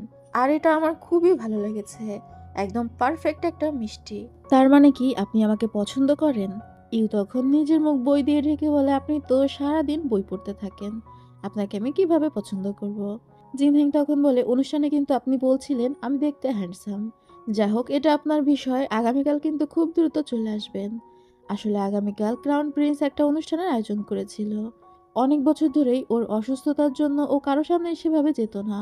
এখন যেহেতু ও একটু একটু সুস্থ হয়ে গিয়েছিল, তাই ও চিন্তা করেছিল ও এখন সবার সামনে আসবে, না হলে তো মানুষ ভুলেই যাবে যে ক্রাউন প্রিন্স বলতে কেউ আছে। যাওয়ার সময়ও জিনহেং বারবার ইউকে মনে করিয়ে দেয় ইউ যেন দ্রুত চলে আসে। ইউ তখন আচ্ছা বলে সেখান থেকে চলে যায়। আর জিনহেং ইউয়ের দেওয়া চকলেটটা মনোযোগ দিয়ে দেখতে থাকে। ও তো ওই চকলেটটা পেয়ে প্রচন্ড খুশি হয়েছিল। এরপর আমাদের পরদিনের দৃশ্য দেখানো হয়। ইউ তো খুব সুন্দর করে সেজেগুজে ক্রাউন প্রিন্সের অনুষ্ঠানে এসেছে। তবে ও এসে দেখতে পায় সেখানে তো অনেক মানুষের ভিড় ছিল। ও অবাক হয়ে চিন্তা করছিল এত মানুষ তো আসার কথা ছিল না, ক্রাউন প্রিন্স এত মানুষকে ইনভাইট করেছে। তখনই তার কাছে হুয়ালি আসে আর বলে ক্রাউন প্রিন্স অন্তত 10 বার খবর পাঠিয়েছে এটা জানতে যে ইউ এসে পৌঁছেছে কিনা। তাকে তো তাড়াতাড়ি আসতে বলা হয়েছিল, ও কেন এত লেট করলো? ওরা কথা বলতে বলতে হাঁটছিল, তখনই মোমো দৌড়ে সেখানে চলে আসে। ইউ মোমোকে দেখে অবাক হয়ে বলে, তুমিও অনুষ্ঠানে এসেছো? মোমো ইউকে বলে ক্রাউন প্রিন্স বহু বছর পর কোনো অনুষ্ঠানের আয়োজন করেছে, যে কারণে শহরের অনেক নামি দামি ফ্যামিলিরা, মানে যারা নোবেল ফ্যামিলি ছিল, সবাই ক্রাউন প্রিন্সকে ইনভাইট করেছে। ক্রাউন প্রিন্স সাধারণত তো এভাবে সবার সামনে আসে না, যে কারণে ক্রাউন প্রিন্সও উল্টে তাদেরকে এই অনুষ্ঠানে ইনভাইট করে দিয়েছে। আর এই কারণেই এই অনুষ্ঠান পুরো জমজমাট। মোমো ইউকে বলতে থাকে, দেখছো না সব ফ্যামিলির মেয়েরা কত সেজে গুজে এসেছে, কেননা এই ধরনের অনুষ্ঠানে প্রিন্সরা তাদের ওয়াইফ চয়েস করে থাকে। তবে সবার মধ্যে তুমি কিন্তু সুন্দর। ইউ একটু লজ্জা পেয়ে বলে, তুমি যে কি বলো না। এরই মধ্যে একজন মেইড ইউ এর পাশ দিয়ে যাওয়ার সময় ইউকে জোরে ধাক্কা দিয়ে যায়। ওই মেইড দ্রুত ইউকে সরি বলে সেখান থেকে চলে যায়। তবে ইউ এর একটু সন্দেহ হয়। সে হুয়ালিকে জিজ্ঞাসা করে, এই মেইড কি এই প্যালেসের? হুয়ালি তখন খেয়াল করে আসলেই তো এই মেইড তো ক্রাউন প্রিন্সের প্যালেসের না। ইউ তখন বলে, আমার মনে হচ্ছে কোনো গন্ডগোল আছে। হুয়ালি বলে, আমি বুঝতে পেরেছি, আপনি ভিতরে যান, আমি বিষয়টা দেখছি। মোমো তখন হুয়ালির সাথে সেদিকে চলে যায়। আর ইউ যখন একা একা ভিতরে আসছিল, ওর ক্রাউন প্রিন্সের সাথে দেখা হয়। জিনহেংও খুব সুন্দর করে সেজেছিল। আর দুইজন দুইজনকে দেখে তো তাকিয়েই থাকে। তখনই সেখানে লিন এসে ইউকে গ্রিটিং করে। তবে ইউ লিনকে একদমই পাত্তা না দিয়ে সেখান থেকে চলে যায়। লিন যখন জিনহেংয়ের দিকে তাকায়, জিনহেং অন্যদিকে হেঁটে চলে যায়। যা হোক, এরপরে অনুষ্ঠানের হলের দৃশ্য দেখানো হয়। ইউ আর মোমো যখন হলের মধ্যে আসে, তখন ওরা সেখানে লাউচুকে দেখতে পায়। ইউ তো লাউচুকে দেখে একটু অপ্রস্তুত হয়ে যায়। তবে লাউচুর সাথে থাকা একজন বলছিল ও হচ্ছে প্রিন্স নিং এর মেয়ে। তুমি যদি ওর কথাই চিন্তা করে থাকো তাহলে আশা ছেড়ে দাও। ইউ যখন আগাচ্ছিল, অন্য একটা ছেলে ইউ এর কাছে এসে বলে, আমি খুবই ধন্য হয়েছি আপনার ফিলিংস এর কথা শুনে। আমি কিভাবে আপনাকে রিজেক্ট করতে পারি? ইউ অবাক হয়ে বলে, আমি কি আপনাকে চিনি? ওই ছেলেটা তখন বলে, আপনি তো আমাকে গোপনে মেসেজ দিয়েছেন আপনি আমাকে পছন্দ করেন, আমার সাথে প্রাইভেটলি কথা বলতে চান, এখন আবার এই বিষয়টা আপনি অস্বীকার করছেন? ইউ তখন বলে, আপনার কাছে কোনো প্রমাণ আছে যে আমি কোনো মেইলের মাধ্যমে আপনাকে চিঠি দিয়েছি? তখন ওই ছেলেটা ওর পকেট থেকে একটা রুমাল বের করে দেখায়, যেখানে ইউ এর নাম লেখা ছিল, আর রুমালটা আসলে ইউ এরই। ইউ তখন বুঝতে পারে ওই মেয়েড ইউ এর কাছ থেকে ওর রুমাল চুরি করে নিয়ে গিয়েছে, আর সেটাই এই ছেলেকে দিয়েছে। এরই মধ্যে সেখানে লিন আর থার্ড প্রিন্সও চলে আসে। ইউ ওই লোকটিকে বলছিল, আপনি হয়তো ভুল করছেন, এই রুমালটা আমার না, আমি এটাকে চিনি না। আর তাছাড়া আমি আমার বন্ধুর সাথে এখানে অনুষ্ঠানে এসেছি, কেন আমি কোনো মেইডকে দিয়ে আপনাকে এই রুমাল পাঠাবো? ওই ছেলে তখন ইউ এর সাথে তর্ক করতে থাকে এবং আশেপাশে সবাইকে ডেকে বলতে থাকে, দেখুন আমার কাছে প্রমাণ থাকা সত্ত্বেও প্রিন্সেস ইউ সবকিছু অস্বীকার করছে। ইউ তখন ওর কাছ থেকে একটা রুমাল বের করে দেখিয়ে বলে, এটা হচ্ছে আমার রুমাল, ওই রুমালটা আমার না। আর তাছাড়া আমি তো আপনার মতো বোকা না যে নিজের রুমালে নিজের নাম লিখে রাখবো। আর যদি আমার নাম লেখা রুমালে আপনাকে দিই তাহলে কেন আমি সেটা অস্বীকার করব? তখন লিন পেছন থেকে বলে ওঠে, তুমি যদি দুইটা রুমাল ক্যারি করে থাকো, একটা তাকে দিয়েছো, এখন আবার অস্বীকার করছো। ইউ তখন বলে, আমি আমার নাম লেখা রুমালই যদি তাকে দিব, তাহলে কেন একটা সেকেন্ড রুমাল তৈরি রাখবো এটা অস্বীকার করার জন্য? আমার রেপুটেশন নষ্ট করার জন্য এটা করা হয়েছে। এখনই আমি ক্রাউন প্রিন্সের কাছে রিকোয়েস্ট করছি পুরো প্যালেস সিল করে দিয়ে সেই মেয়েটকে খুঁজে বের করার জন্য। আর ওই মেয়েটকে জিজ্ঞাসাবাদ করলেই জানা যাবে যে আমি ওকে এই রুমালটা দিয়েছি কিনা। এটা শুনেই তো লিন ভয় পেয়ে যায় আর বলে, এখানে সব নামি দামি গেস্টরা এসেছে, ক্রাউন প্রিন্সের অনুষ্ঠান, একটা মেয়েটকে খোঁজার জন্য পুরো প্যালেস তো সিল করা উচিত হবে না। কিন্তু তখনই সেখানে জিনহেং চলে আসে আর বলে, কেন উচিত হবে না? এখানে প্রিন্সেস ইউকে অপমান করা হচ্ছে, তার রেপুটেশন নষ্ট করার চেষ্টা করা হচ্ছে। অবশ্যই সে নির্দোষ এটা প্রমাণ করার জন্য আমি আমার প্যালেস সিল করে সেই মেয়েটকে খুঁজে বের করব। পাস্টের একটা সিন থেকে জানা যায় হুয়ালি আগে থেকে জিনহেংকে সবকিছু বলে দিয়েছিল, আর জিনহেং সবকিছু জেনে শুনেই তো এখানে এসেছে। তখন লিন থার্ড প্রিন্সকে খোঁচা মারে। থার্ড প্রিন্স তখন বলে, ভাই এখানে একটা আনন্দ অনুষ্ঠান হচ্ছে, আর তাছাড়া এখন তো প্রমাণ হয়েই গেল যে প্রিন্সেস ইউ নির্দোষ, তাই শুধু শুধু একজন মেয়েদের জন্য ঝামেলা বাড়িয়ে লাভ নেই। ইউ তখন এগিয়ে এসে বলে, সে ঠিকই বলেছে, আপনি যে আমার সম্মানের কথা ভেবেছেন এটার জন্য ধন্যবাদ, তবে অনুষ্ঠানের মাঝে এই ধরনের অসুবিধা করার প্রয়োজন নেই। জিনহিং তখন বলে, যেহেতু আপনি বলছেন তাই আমি আমার অর্ডার উইথড্র করে নিচ্ছি, মানে প্যালেস সিল করা হবে না। ইউ তখন মুচকি হেসে লিনের দিকে তাকায়। থার্ড প্রিন্স রেগে সেখান থেকে বের হয়ে যায়, আর পিছু পিছু লিনও। তখন ওই ছেলেটা ইউর কাছে ক্ষমা চায়, যে এতক্ষণ বলছিল যে ইউ তার কাছে কনফেস করেছে। ওই ছেলেটা সেখান থেকে বের হয়ে যাওয়ার পর মোমো এগুলো সবকিছু খাতায় নোট করতে থাকে।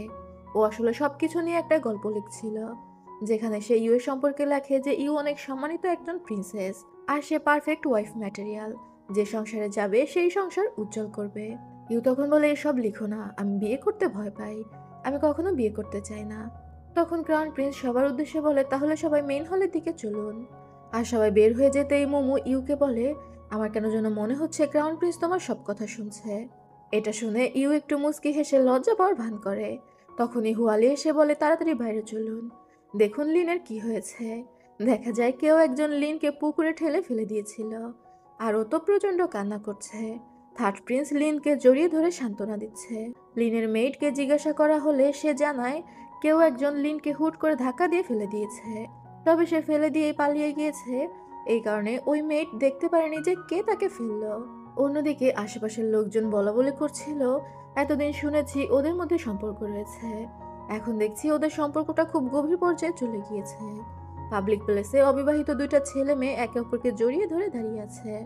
মোমো তখন বলে, লিনের রেপুটেশন তো নষ্ট হয়ে গিয়েছে, এমন রেপুটেশন নষ্ট হওয়া কোনো মেয়েকে তো থার্ড প্রিন্স তার ওয়াইফ বানাতে পারবে না, তাকে কোনো সাধারণ টাইটেল দিতে হবে, না হলে তো লিনের বিয়ে হবে না। লিন তো কান্না করতে থাকে। তবে থার্ড প্রিন্স রেগে লিনকে কোলে নিয়ে সেখান থেকে চলে যায়। এদিকে ইউ তো খুশি হয়ে দৌড়ে আসে ক্রাউন প্রিন্সের কাছে। এদিকে জিন হ্যাং তো দাঁড়িয়ে দাঁড়িয়ে চিন্তা করছিল যে ইউ বলেছে ও বিয়ে করতে ভয় পায়, বিয়ে করতে আগ্রহী না। এরই মধ্যে ইউ দৌড়ে এসে ক্রাউন প্রিন্সকে ধন্যবাদ দেয়। ক্রাউন প্রিন্স খুব মুড নিয়ে বলে, ধন্যবাদ দেওয়ার কি আছে। ইউ তখন বলে, আমি খুব ভালো করেই জানি এই দ্বিতীয় রুমালটা আপনিই প্রস্তুত করেছিলেন আমাকে বাঁচানোর জন্য। আর তাছাড়া লিনকে শাস্তি দেওয়ার বিষয়টাও যে আপনি ঘটিয়েছেন এটা আমি বুঝতে পেরেছি। তবে ক্রাউন প্রিন্স খুব মুড নিয়ে বলে, ও আচ্ছা। ইউ তখন একটু ঝুঁকে সামনে এসে বলে, আমি তো ভেবেছিলাম সে আমার দিকে অনেক মনোযোগ দেয়, কিন্তু এখন গাল ফুলিয়ে আছে কেন। জিনহেং তখন মুচকি হেসে দিয়ে বলে, হয়তো। এরই মধ্যে লাউচু সেখানে আসে আর জিনহেংকে দেখে বলে, আপনিও এখানে। জিনহেং তো মুড নিয়ে দাঁড়িয়েছিল। লাউচু ইউর দিকে তাকিয়ে বলে, আপনার সাথে আমার কিছু কথা ছিল, আমরা কি আলাদা কোথাও গিয়ে কথা বলতে পারি। জিনহেং তখন বলে, প্রিন্সেস ইউ এখন অ্যাভেলেবেল না, তাই যা বলবেন এখানেই বলুন। লাউচু একটু মাথা নাড়ে আর তারপর ইউর দিকে তাকিয়ে বলে, যখন আমি শুনেছি আপনি প্রিন্স নিং এর মেয়ে, তখন আমি ভেবেছি আমার আশা ছেড়ে দেওয়া উচিত। তবে তারপরেও আমি একবার চেষ্টা না করে আশা ছাড়তে চাই না। আর এরপর ও ইউকে বিয়ের প্রস্তাব দেয়। ওর ভাই ওকে বেশ কিছুদিন ধরে বিয়ের জন্য বলছিল, এখন ইউ ওকে বিয়ে করবে কিনা। ইউ তখন বলে, ধন্যবাদ আমাকে নিয়ে এভাবে ভাবার জন্য, তবে আমার মনে হয় আমি আপনাকে হতাশ করব। জিনহেং তো রাগে অন্যদিকে ঘুরে দাঁড়িয়ে থাকে। লাউচু ছিল বেইকিং নামে একটা রাজ্যের সেকেন্ড প্রিন্স। লাউচু তখন বলে, আচ্ছা আমি এই বিষয়টা জানতাম, তারপরেও একবার ট্রাই করতে এসেছিলাম আর কি। তবে আমরা লাভার না হতে পারি, ভালো বন্ধু তো হতে পারি। আমি এই রাজ্যে নতুন এসেছি, আপনি যদি আমাকে রাজ্যটা একটু ঘুরিয়ে দেখান। এটা শুনে তো জিনহেং এর আরো বেশি রাগ হচ্ছিল। ও তখন ঘুরে ইউকে বলে, বাইরে গাড়ি রেডি আছে, তুমি যাও নিজের প্যালেসে ফিরে যাও। ইউ কিছু বলতে চাচ্ছিল, তবে ক্রাউন প্রিন্সের রাগ দেখে ও আর কিছু বলার সাহস করে না, সেখান থেকে বের হয়ে আসে। লাউচুও সেখান থেকে বের হয়ে যেতে যাচ্ছিল, তবে জিনহেং লাউচুকে বলে, আপনি মনে হয় আমাকে কিছু বলতে চাচ্ছিলেন, আপনি এখনই বলতে পারেন, কোনো সমস্যা নেই। এদিকে ইউ যখন বের হয়ে যাচ্ছিল, হুয়ালি ইউকে বলে, ক্রাউন প্রিন্স আপনাকে যেতে নিষেধ করেছে, আমার সাথে অন্য একটা জায়গাতে চলুন। ইউ তখন মনে মনে ভাবতে থাকে, ও আসলে চায় কি, একবার আমাকে যেতে বলে আর একবার থাকতে। হুয়ালি ইউকে নিয়ে চলে যায় জিনহেং এর স্টাডিতে। হঠাৎই ও বাইরে থেকে জিনহেং এবং লাউচুর কথার আওয়াজ শুনতে পায়। ইউ বুঝতে পারে জিনহেং আসলে ওকে এখানে নিয়ে এসেছিল যাতে ও জিনহেং আর লাউচুর কথা শুনতে পারে। আর এই বিষয়টা বুঝতে পেরে ইউ একটু এগিয়ে দাঁড়ায়। বাইরে জিনহেং এবং লাউচু কথা বলছিল, যেখানে জিনহেং লাউচুকে বলে, আপনি আমার সাথে কেন কোলাবোরেশন করতে চাচ্ছেন। লাউচু তখন বলে, আমার ভাই খুবই অত্যাচারী একজন রাজা, যদিও সে ক্রাউন প্রিন্স, কিন্তু আমি চাই না সে বেইকিং এর রাজা হোক। সে যদি বেইকিং এর রাজা হয় তাহলে আমাদের রাজ্যের প্রজাদের খুবই অসুবিধা হবে। আমিও সিংহাসন চাই না, তবে আমি চাই বেইকিং ভালো একজন রাজা পাক। অন্যদিকে আপনি তো ক্রাউন প্রিন্স, কিন্তু আমার ভাই থার্ড প্রিন্সের সাথে জড়িয়ে আছে। সে প্রিন্স নিং এর সেনাবাহিনীর মধ্যে স্পাই ঠিক করে দিয়েছে, যাতে করে প্রিন্স নিং এর সেনাদের সমস্ত খোঁজ খবর সে পেয়ে যায়। থার্ড প্রিন্স প্ল্যান করেছে প্রিন্স নিংকে সরিয়ে ফেলার, কারণ সে রাজার অনেক বড় একটা শক্তি। থার্ড প্রিন্স তো বরাবরই সিংহাসনে বসতে চাইতো। সে প্রিন্স নিংকে রাজদ্রোহী ঘোষণা করে তাকে পুরো ধ্বংস করে দিতে চাচ্ছিল। আর ভিতর থেকে ইউ এই সব কিছু শুনে তো রাগে ফুঁসছিল। থার্ড প্রিন্সের কত বড় সাহস ওর ফ্যামিলির দিকে হাত বাড়ায়। যা হোক, লাউচু আর জিনহেং এর কথা শেষ হলে লাউচু সেখান থেকে চলে যায়। আর তখনই ইউ ভেতর থেকে বের হয়ে আসে। ও তো পুরো রাগে কাঁপছিল। জিনহেং তখন বলে, তুমি চিন্তা করো না, আমি অলরেডি শাওজু মানে থার্ড প্রিন্সের সেনাবাহিনীর মধ্যেই স্পাই ঠিক করে দিয়েছি, এবং এটাও খবর লাগিয়েছি যে থার্ড প্রিন্সের স্পাই কে। খুব দ্রুতই সে ধরা পড়বে। তবে তুমি এখন প্রিন্স নিং এর কাছে গিয়ে পুরো ঘটনা খুলে বলবে, যাতে করে সে আরো বেশি সাবধান হয়। ইউ তখন জিনহেংকে ধন্যবাদ দেয় ওর পরিবার নিয়ে এত ভাবার জন্য। তবে ক্রাউন প্রিন্স তখনও মুড নিয়ে দাঁড়িয়েছিল। ইউ জিজ্ঞাসা করে, তোমাকে এখনো অখুশি কেন দেখাচ্ছে। জিনহেং উল্টো দিকে ঘুরে দাঁড়িয়ে থাকে। ও আসলে ইউর উপর রাগ করেছিল ও বিয়ে করতে ভয় পায় এটা শোনার পর থেকে। যা হোক, এরপর ইউ নিজের বাড়ি ফিরে আসে আর ওর বাবাকে সমস্ত ঘটনা খুলে বলে। ওর বাবা তো প্রথমে অনেক রেগে যায় যে কত বড় সাহস আমার সেনাবাহিনীর মধ্যে স্পাই ফিট করে। তারপরে ইউকে জিজ্ঞাসা করে, তুমি এসব কোথা থেকে জানলে। ইউ তখন বলে, বাবা এটা সত্যি কথা, কোথা থেকে জানলাম সেটা তো বড় বিষয় না, বড় বিষয় হচ্ছে তুমি ভালো করে তোমার গ্রুপে ইনভেস্টিগেশন করো, কে স্পাই এটা খুঁজে বের করো। তবে ইউর বাবা বুঝে যায় যে এগুলো ইউকে ক্রাউন প্রিন্সই বলেছে, কারণ ইউ তো মাত্র ক্রাউন প্রিন্সের প্যালেস থেকেই ফিরল। ইউয়ের বাবা ইউকে বলে, প্যালেসের অনুষ্ঠান থেকেই আমি খেয়াল করছি তুমি ক্রাউন প্রিন্সকে পছন্দ করো, তার প্রতি তুমি অনেক প্রোটেক্টিভ, তোমাদের মধ্যে কি হয়েছে সত্যি করে বলো। ইউ তখন লজ্জা পেয়ে বলে, আমাদের মধ্যে তেমন কিছুই হয়নি। তুমি আগে তোমার কাজের দিকে মনোযোগ দাও। আর যদি কিছু হয়ও তাহলে তুমি কি করবে? ইউর বাবা তখন বলে, তাহলে আমি অবশ্যই ক্রাউন প্রিন্সকে মেনে নিব। আমার মেয়ে যাকে পছন্দ করবে, যার সাথে সুখী হবে, আমি তো তার সাথেই আমার মেয়েকে বিয়ে দিব। আর তারপর বিলাপ করতে করতে বলতে থাকে, মেয়েরা বড় হলে তাদেরকে আর ঘরে রাখা যায় না। আমি জানতাম তুমি কিছু না কিছু ঘটাবেই। ইউ তখন ঢং করে ওর বাবাকে বলতে থাকে, তুমি চিন্তা করো না, আমি সারা জীবন তোমার বাড়িতেই থাকবো। ইউর বাবা বলে, তুমি বেশি কিছু চিন্তা করো না, যদি তুমি পছন্দ করো তাহলে তুমি তার সাথেই থাকো। তোমার সুখের জন্য যদি আকাশকে নামিয়ে আনতে হয় তাহলে আমি সেটাই করব। তবে এখন তুমি বলো তোমাদের সম্পর্ক কত দূর এগিয়েছে? ইউ তখন একটু রাগ দেখিয়ে বলে, তুমি আগে সিরিয়াস ম্যাটার নিয়ে ইনভেস্টিগেশন করো, আমি এখন যাচ্ছি। এরপর আমাদের 3 দিন পরের কাহিনী দেখানো হয়, যেখানে ইউ আবারও ক্রাউন প্রিন্সের সাথে বসে গল্প করছিল। জিনহেং ইউকে জানিয়ে দেয় যে লিনি আসলে ওই মেয়েটকে ঠিক করেছিল, যে ইউ এর রুমাল চুরি করে ইউকে অসম্মান করার চেষ্টা করেছে। এবার ইউ যেভাবে চায় সেভাবে ওই মেয়েটকে শাস্তি দিতে পারে। তবে থার্ড প্রিন্স অলরেডি জিনহেং এর কাছে রিকোয়েস্ট করেছে এই বিষয়টা পাবলিকলি না আনতে এবং ওই মেয়েটকে ছেড়ে দিতে। ইউ এই বিষয়ে কি বলবে?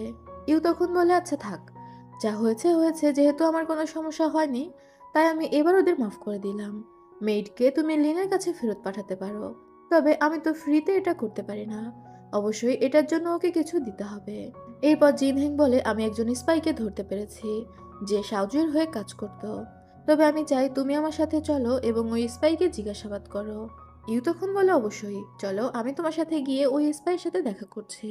এরপর জিনহেং ইউকে নিয়ে জেলে আসে আর হুয়ালি সেই স্পাইকে ইউ এর সামনে নিয়ে আসে। ওই স্পাই ইউকে দেখে হাসতে হাসতে বলে, আচ্ছা প্রিন্সেস ইউশি, আপনিও তাহলে ক্রাউন প্রিন্সের সাথে জড়িত? ইউশি ঝাড়ি মেরে বলে, এগুলো আবার কেমন ধরনের কথা? ক্রাউন প্রিন্সের সাথে জড়িত থাকার মানে কি? আমরা একসাথে কাজ করছি। ওই স্পাই তখন বলে, আপনি জানেন না আপনি কার পাশে দাঁড়িয়ে আছেন? ও কোনো মানুষ না, ও একটা পশু। ও কিভাবে মানুষকে অত্যাচার করে জানেন? ওই স্পাই নিজের বুকের একটা ক্ষত ইউকে দেখায়, যেটা দেখে ইউ অনেকটা ভয় পেয়ে যায়। সে দেখায় তার হাতের আঙুলগুলো সেচে দেওয়া হয়েছে, বলে যে এই লাক্সারিয়াস প্যালেসের নিচে একটা জেল রয়েছে, সেই জেলের কয়েদিদের সাথে ক্রাউন প্রিন্স কিভাবে ব্যবহার করে তার কোনো ধারণাই আপনার কাছে নেই। মানে যা যা বলা যায়, খুব আজে বাজে কথা বলছিল জিনহিং এর সম্পর্কে, আর ইউ চুপ করে সেগুলো শুনছিল। সবকিছু দেখে ইউয়ের একটু খারাপ লাগতে শুরু করে, তবে জিনহেং বারবারই ইউয়ের দিকে তাকিয়ে ইউকে লক্ষ্য করছিল। ওই স্পাই তখন বলে, আমি আপনাকে আস্তে আস্তে আরো অনেক কিছু বলতে পারবো, ও যে কত বড় একটা ডেমন সেই ব্যাপারে প্রমাণ দিতে পারবো। আজ সকালে ক্রাউন প্রিন্স জিনহেং একটা মানুষের চামড়া তার জীবিত অবস্থাতেই তুলে ফেলেছে। এগুলো শুনে ইউ আর সহ্য করতে পারে না। ওই স্পাই তখন হুট করে উঠে দাঁড়ায় এবং জিনহেং এর উপর আক্রমণ করতে আসে। জিনহেং তখন ওর তলোয়ার দিয়ে ওই স্পাইয়ের গলা কেটে ফেলে, যেটা দেখে ইউ প্রচন্ড ভয় পেয়ে যায়। জিনহেং এর মুখে রক্ত ছিটে লেগেছিল, যেটা দেখে ইউ এর গা গুলিয়ে ওঠে। ও তো অসুস্থ হয়ে যাচ্ছিল। জিনহেং ইউকে ধরতে গেলে ইউ দৌড়ে সেখান থেকে বের হয়ে যায়, যে বিষয়টার জন্য জিনহেং এর প্রচন্ড খারাপ লাগে। সেখানে মিস্টার বাই মানে জিনহেং এর মামাও চলে আসে। জিনহেং এর তো প্রচন্ড মন খারাপ হয়েছিল, ও সেখান থেকে চলে যায়। হুয়ালি তখন মিস্টার বাইয়ের কাছে গিয়ে বলে, মাস্টার কেন এমনটা করলো? সে কেন প্রিন্সেস ইউকে জেলে নিয়ে আসলো? এই স্পাই যে তার সম্পর্কে উল্টাপাল্টা কথা বলবে এটা তো সে জানতোই। মিস্টার বাই তখন বলে, জিনহেং ইউকে পরীক্ষা করতে চাচ্ছিল, সে আমার সাথে বাজি ধরেছিল, কিন্তু সেই বাজিতে সে হেরে গিয়েছে। এইদিকে ইউ তো ছিল ফানি কুইন, ও ঘরে বসে কাঁপছিল আর ভাবছিল, আমি সারা জীবনে কাউকে এভাবে আমার সামনে মরতে দেখিনি, আর এত বেশি রক্ত দেখে আমার তো বারবারই বমি পাচ্ছে। ও কিন্তু জিনহেংকে ভয় পায়নি, বরং ওর সামনে কেউ মারা গিয়েছে এই বিষয়টা নিয়ে ভয় পাচ্ছিল। পরদিন সকালেই ইউ রেডি হয়ে যায় জিনহেংয়ের কাছে যাওয়ার জন্য, কিন্তু মেই এসে জানায় যে হুয়ালি বলে গিয়েছে আজ ক্রাউন প্রিন্স ইউকে যেতে না করেছে। ইউ তখন মনে হয় যে ক্রাউন প্রিন্স হঠাৎ কেন ওকে না করলো, সে তো কখনো এমনটা করে না। মেই ইউয়ের জন্য একটা ইনভিটেশন নিয়ে এসেছিল, যেটা পাঠিয়েছিল লাউচু। লাউচু তার নিজের রাজ্যে ফিরে যাবে, আর সে তো আগে ইউকে অনুরোধ করেছিল তাকে নিয়ে রাজ্যটা ঘুরে দেখার জন্য। এবার ইউকে ইনভাইট করেছে।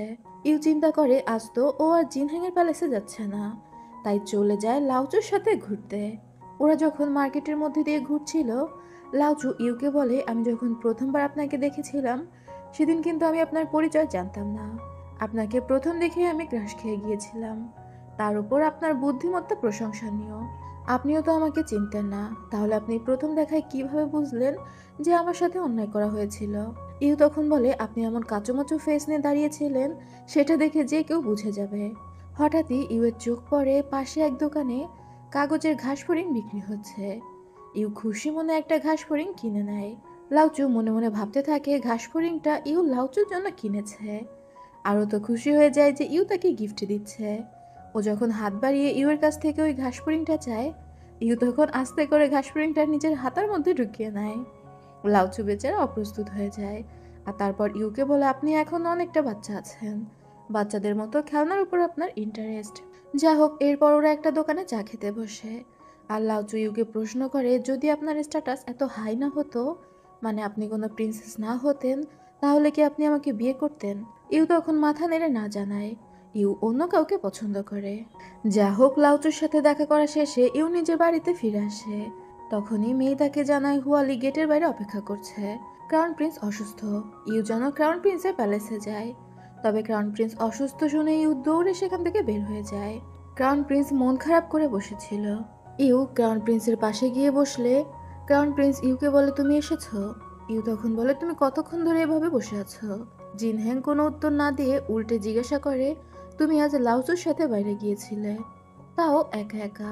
ইউ অপ্রস্তুত হয়ে বলে, তুমি কি আমাকে ফলো করার জন্য লোক পাঠিয়েছিলে? আবারও জিনহ্যাং কোনো উত্তর না দিয়ে প্রশ্ন করে, তুমি কি লাউচুকে পছন্দ করো? কেন তুমি তার সাথে দেখা করতে গিয়েছিলে? লাউচু তোমাকে কি বলেছে? ইউ আনমনে বলে ওঠে, লাউচু আমাকে জিজ্ঞাসা করেছে আমি তার সাথে যাবো কিনা। এটা শুনে জিনহ্যাং ভয় পেয়ে যায়। ও শক্ত করে ইউয়ের হাত টান দিয়ে নিজের কাছে নিয়ে আসে। আর তারপর ইউকে জড়িয়ে ধরে বলে, আমি তোমাকে যেতে দেব না। আমার সাথে থাকাটা কি এতই কষ্টের? তুমি কি পারো না সবসময় আমার পাশে থাকতে? তবে ইউকে কাছে টেনে নেওয়ার কারণে জিনহেং আবার নিজের সেন্সে ফিরে আসে। আর তারপর ওর হাত আলগা করে ইউর হাতটা ধরে বলে, আমি কি এতই খারাপ? তুমি কি আমার সাথে থেকে যেতে পারো না? ইউ তো মনে মনে প্রচন্ড খুশি হয়ে যায়। যদিও জিনহেং একটু রুড হয়ে গিয়েছে, তবে ইউর বেশ ভালো লাগছিল। জিনহেং ইউকে আরেকটু কাছে টেনে বলে, আমাকে ছেড়ে যেও না, ঠিক আছে? ইউ তখন বলে, ঠিক আছে, আমি তোমাকে ছেড়ে যাব না, সবসময় আমি তোমার পাশে থাকবো। আর মনে মনে ভাবতে থাকে, আমি তো লাউচুকে দিয়ে ওকে টেস্ট করছিলাম, ও তো দেখছি পুরোই সিরিয়াস হয়ে গিয়েছে। ইউ এর উত্তর শুনে জিনহেং অনেকটা শান্ত হয়ে যায় আর চোখ বন্ধ করে ইউকে জড়িয়ে ধরে বসে থাকে। আর ইউ তখন মনে মনে ভাবতে থাকে, এটাই তো জিনহেং, আমি তো ওর এই রূপটাই দেখে আসছি। ও যতই কঠোর হোক না কেন, আমার জন্য ও সবসময় পারফেক্ট। এরপরেই পরদিন সকালের দৃশ্য দেখানো হয়। জিনহেং আর ইউ একই সাথে শুয়েছিল। ওরা দুজনেই ঘুমিয়ে পড়েছে। ওদের যখন ঘুম ভেঙে যায়, জিনহেং ইউকে জিজ্ঞাসা করে, গতরাতে তুমি যেসব কথা বলেছিলে সেগুলো কি কাউন্ট হবে? মানে ইউ যে ওকে বলেছিল ওর সাথেই থাকবে এই বিষয়টা। ইউ তখন বলে, অবশ্যই। জিনহেং জিজ্ঞাসা করে, তাহলে তুমি জেল থেকে ওইভাবে পালিয়ে আসলে কেন? তুমি কি আমাকে ভয় পাচ্ছিলে? ইউ লাফিয়ে উঠে বলে, আমি তোমাকে কেন ভয় পাবো? আমি তো তোমাকে চিনি। জিনহেং বলে, তাহলে কিছু না বলে ওভাবে দৌড়ে পালিয়ে আসলে কেন? ইউ তখন বলে, কামন বস, সোজা কথায় এসো। আমি একটা মেয়ে মানুষ, আর জীবনে প্রথম আমি দেখলাম আমার সামনে কারো হত্যা হচ্ছে। এত রক্ত দেখে একটা মেয়ে মানুষ কিভাবে রিয়াক্ট করবে? এটা তো নর্মাল একটা বিষয়। এবার জিনহেং বুঝতে পারে যে ওকে ভয় পেয়ে ইউ পালিয়ে যায়নি, আর ওর তো খুবই ভালো লাগে। ইউ জিনহেংকে জিজ্ঞাসা করে, তুমি কি সত্যি সত্যি কারো চামড়া তুলে নিয়েছিলে? জিনহেং এবার শুয়ে পড়ে আর বলে, সে আসলে আমার দায়িত্বে কাজ করত, সে আমারই লোক ছিল। কিন্তু আমি পরে জানতে পারি সে নিজের ক্ষমতার অপব্যবহার করে অনেক সাধারণ মেয়ের অ্যাডভান্টেজ নিয়েছে, অনেকের সাথে জোর জবরদস্তিও করেছে। আর এটা জানতে পারার পর আমি তাকে শাস্তি দিয়েছি জাস্ট। ইউ তখন বলে, আচ্ছা তাই, তাহলে তো সে ওই শাস্তি ডিজার্ভ করে।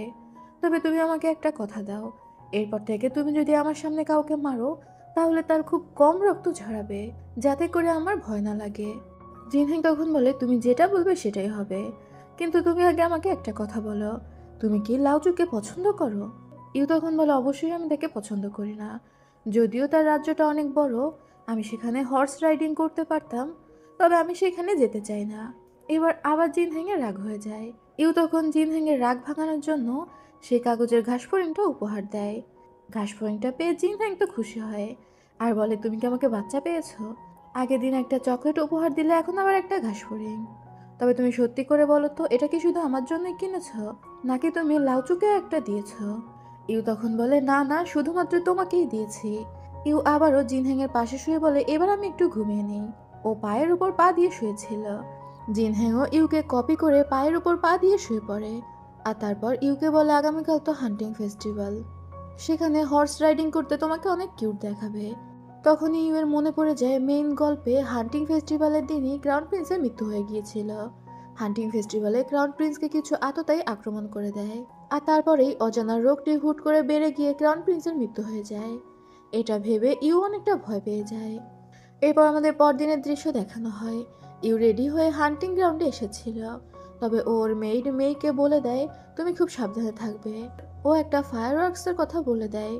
ও সেই সাইন দিলে মেই যেন ওর বাবাকে খবর দেয়, এবং ওর বাবা যেন যথেষ্ট লোকজন নিয়ে ওকে খুঁজতে আসে। মেয়ে চিন্তিত হয়ে বলে, কোনো বিপদের সম্ভাবনা আছে কি? ইউ তখন বলে, তোমাকে যেটুকু বলেছি সেটুকুই করো। আর এরপরে ও হান্টিং গ্রাউন্ডের দিকে চলে যায়। তবে ইউ যখন আসছিল, থার্ড প্রিন্স শাওজি ইউকে দেখে পুরো ক্রাশ খেয়ে যায়।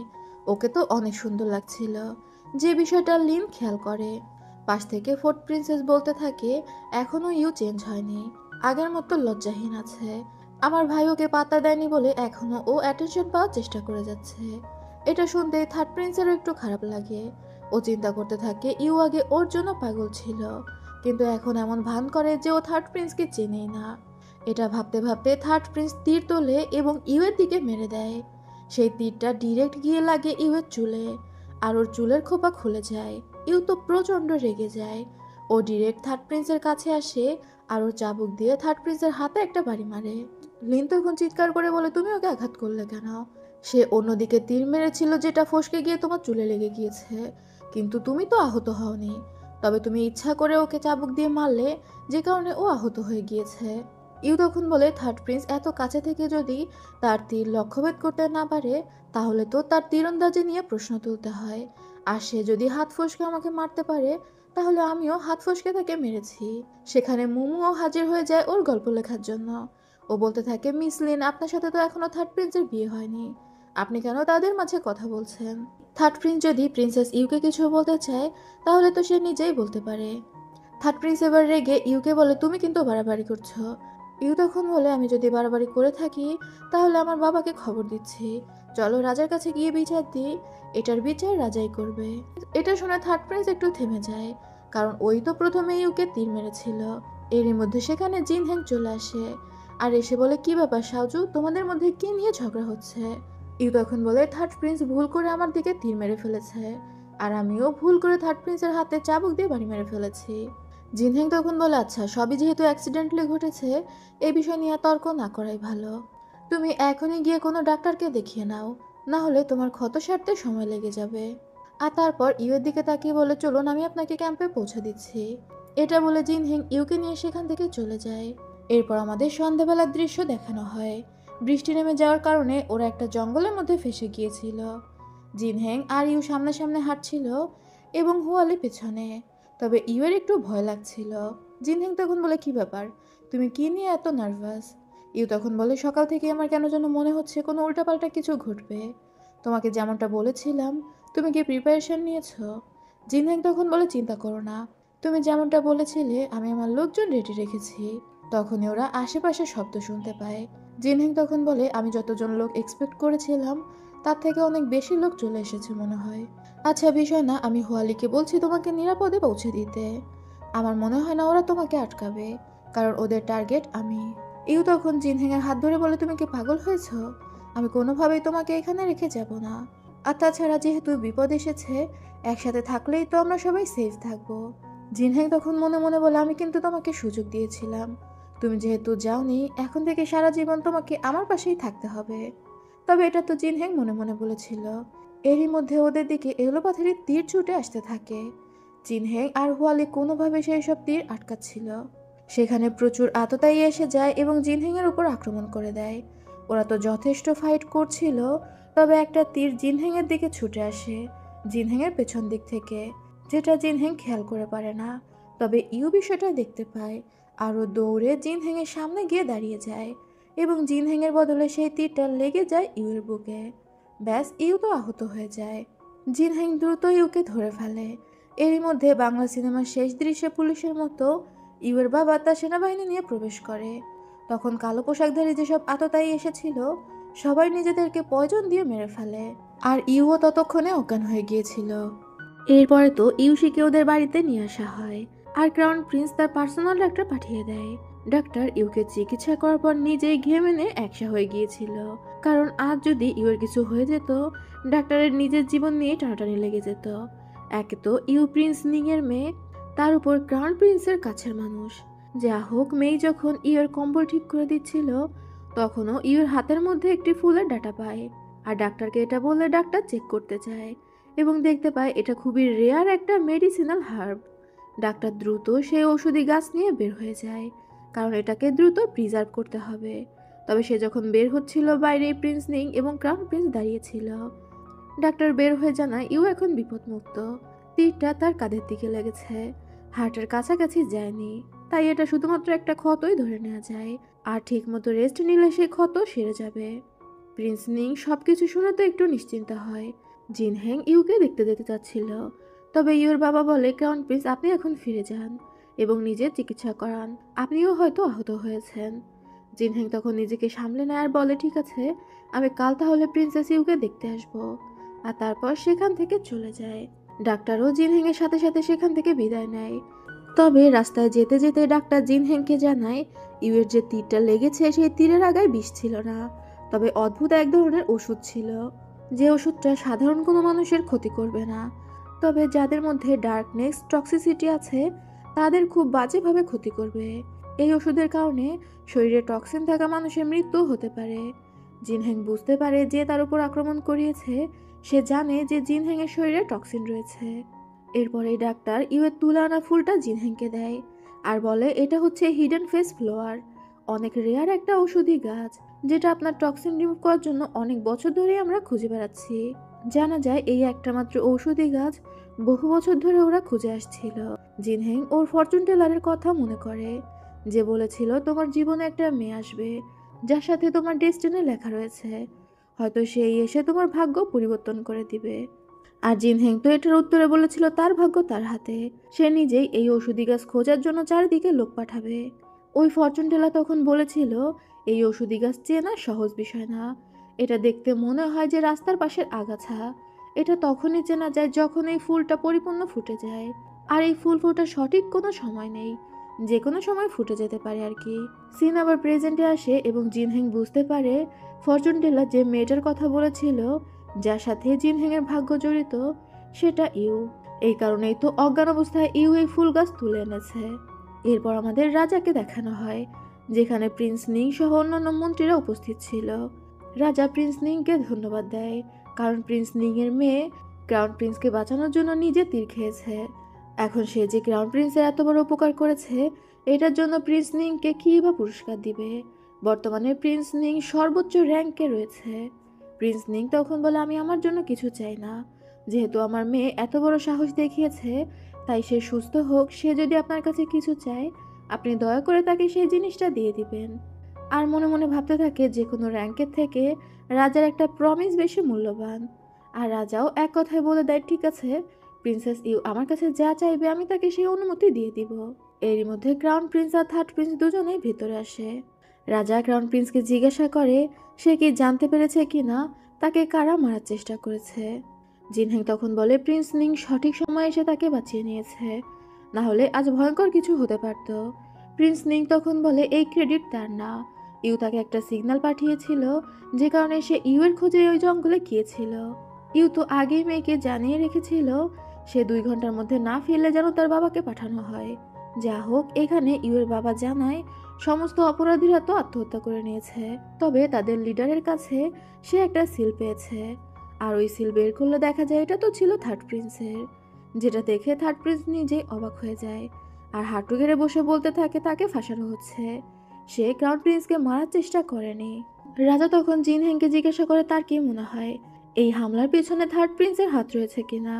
জিন হ্যাং তখন বলে তার এমনটা মনে হয় না, সমস্ত অপরাধীরাই বিষ খেয়ে আত্মহত্যা করে নিয়েছে, আর তারা ইচ্ছা করে থার্ড প্রিন্সের সিল নিজেদের কাছে রেখে দিয়েছে, যে কোনো প্রমাণ রাখেনি সে সিল কেন তাদের কাছে রাখবে।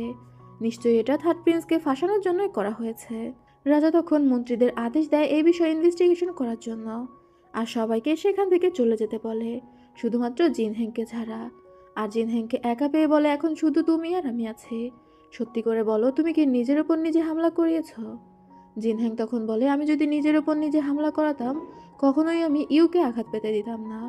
আমার কারণে প্রিন্সেস ইউ এতটা আহত হয়েছে। বরং আমি আপনার কাছে একটা বিষয়ের অনুমতি চাচ্ছিলাম। প্রিন্সেস ইউ আমার জীবন বাঁচিয়েছে, আর এই উপকারের প্রতিদান হিসেবে আমি তাকে বিয়ে করতে চাই। রাজা তখন বলে, এই বিষয় পরে ভেবে দেখা যাবে, যাও তুমি আগে বিশ্রাম নাও। এরপরেই দেখা যায় ক্রাউন প্রিন্স ইউয়ের ঘরে ইউয়ের পাশে বসেছিল। তার খুবই মন খারাপ হচ্ছিল। ইউয়ের বুকে ক্ষত দেখে ক্রাউন প্রিন্সের অনেকটা অপরাধবোধ হতে থাকে। সে ইউয়ের হাত ধরে ইউয়ের পাশে বসেছিল আর তাদের পাস্টের সমস্ত জিনিস চিন্তা করছিল। মনে মনে ভাবছিল, তুমি আমার জীবনের একমাত্র মেয়ে, তোমার উপস্থিতিতে আমার নিজেকে অনেক বেশি শান্ত মনে হয়। আমি ভেবেছিলাম আমার বাবা মাই যখন আমাকে ত্যাগ করেছে, আমাকে ভালোবাসার মতো পৃথিবীতে কেউ নেই। কিন্তু আজ আমি বুঝতে পারছি কেউ একজন পৃথিবীতে আছে যে আমাকে ত্যাগ করেনি, অনেক ভালোভাবে গ্রহণ করেছে, যে আমার জন্য জীবন দিতেও প্রস্তুত। এরপর আমাদের 15 দিন পরের কাহিনী দেখানো হয়। জিনহেং ইউর পাশে বসে বসে বই পড়ছিল। ইউ জেগে উঠে তো জিনহেংকে দেখে ভয় পেয়ে যায়।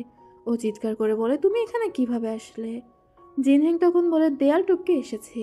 ইউ তখন বলে, এত গার্ড রেখে কী লাভ, যদি কেউ দেয়াল টপকে আমার রুমে এসে বসে থাকতে পারে। তখন আমরা জিনহেংয়ের কল্পনা থেকে জানতে পারি, জিনহেং যখন আসছিল তখন ইউয়ের বাবা জিনহেংকে দেখতে পেয়েছিল, কিন্তু সে এমন ভাব করে যে সে জিনহেংকে দেখতে পায়নি। তার মানে সে ইচ্ছা করে ইউয়ের কাছে জিনহেংকে আসতে দিয়েছে, কারণ সে তো বুঝতেই পেরেছিল যে ইউ জিনহেংকে পছন্দ করে। যা হোক, জিনহেং এখানে ইউকে ধন্যবাদ দেয় তার জীবন বাঁচানোর জন্য। ইউ তখন বলে, আমি যদি জানতাম তিল লাগলে এত বেশি কষ্ট হয় তাহলে আমি কখনোই তোমার সামনে গিয়ে দাঁড়াতাম না। এমনিতেও তিল লাগলে তোমার কিছুই হতো না। জিনহেং তখন বলে, অবশ্যই আমি তোমার এই উপকারের প্রতিদান দিব। আমি তোমার খুব ভালো করে খেয়াল করব, আর এখন থেকে সবসময় আমি তোমাকে প্রোটেক্ট করব, যাতে কেউ কখনোই তোমার ক্ষতি করতে না পারে। তারপর জিনহেং উঠে গিয়ে সামনে দাঁড়িয়ে ইউকে গ্রেটিং করে ধন্যবাদ জানায়। পরবর্তী সিনে দেখা যায় জিনহেং ইউকে কমলা চুলে চুলে খাইয়ে দিচ্ছিল, আর ইউ মনে মনে ভাবছিল জিনহেং তাকে এত বেশি প্যাম্পার করে, তার সব ভালো অভ্যাসই তো নষ্ট করে দিয়েছে।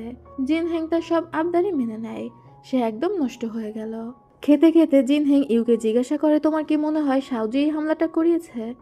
ইউ তখন বলে, আমার এমনটা মনে হয় না, কারণ সাজু বোকা হতে পারে, কিন্তু সে হামলা করিয়ে হামলাকারীদের কাছে নিজের সিল রেখে দেবে এতটা বোকাও সে না। এইটা শুনে জিনহেং হেসে ফেলে। জিনহেং ইউয়ের কাছে স্বীকার করে সাউজুর টোকেনটা সেই ওই হামলাকারীদের পকেটে রেখেছিল, যাতে করে মন্ত্রীরা সাউজুর উপর একটু সন্দেহ করে, সাউজু একটু চাপে থাকে। আর এই ফাঁকে জিনহেং হামলাকারীদের মাস্টারমাইন্ড খুঁজে বের করবে।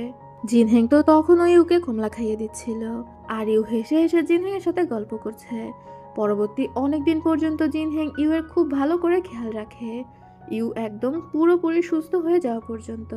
এরপর ইউ যখন পুরোপুরি সুস্থ হয়ে যায়, জিনহেং ইউকে নিয়ে যায় তার বাগানে। এটা জিনহেংয়ের পার্সোনাল বাগান ছিল, যেখানে খুব সুন্দর সুন্দর ফুলের গাছ রয়েছে। একটা দোলনায় ইউ দুলছিল, আর জিনহেং ওকে দোল দিচ্ছিল।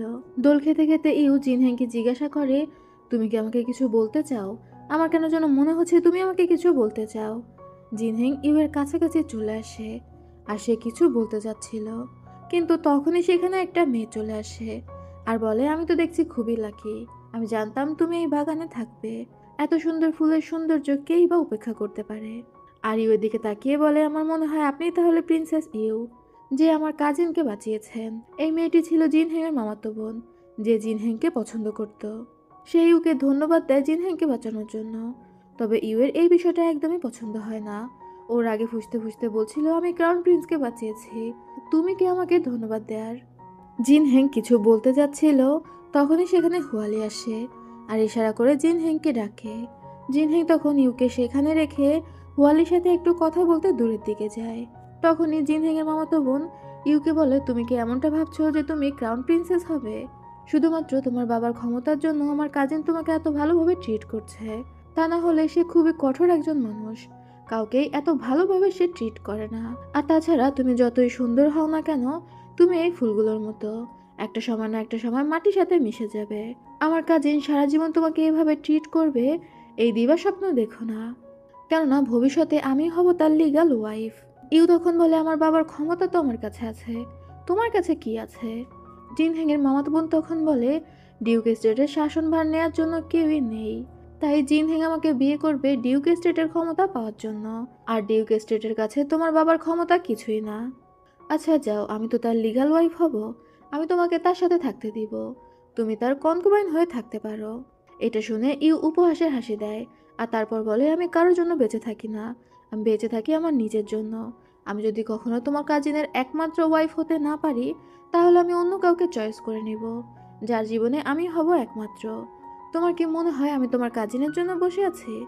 আর তুমি চেষ্টা করতে পারো, সে যদি ডিউক এস্টেটের ক্ষমতার জন্য তোমাকে বিয়ে করে, তাহলে আমি তাকে ছেড়ে দিয়ে চলে যাব। জিনহেংয়ের মাওতো বোন বলে তোমার এত কনফিডেন্স কোথা থেকে আসছে?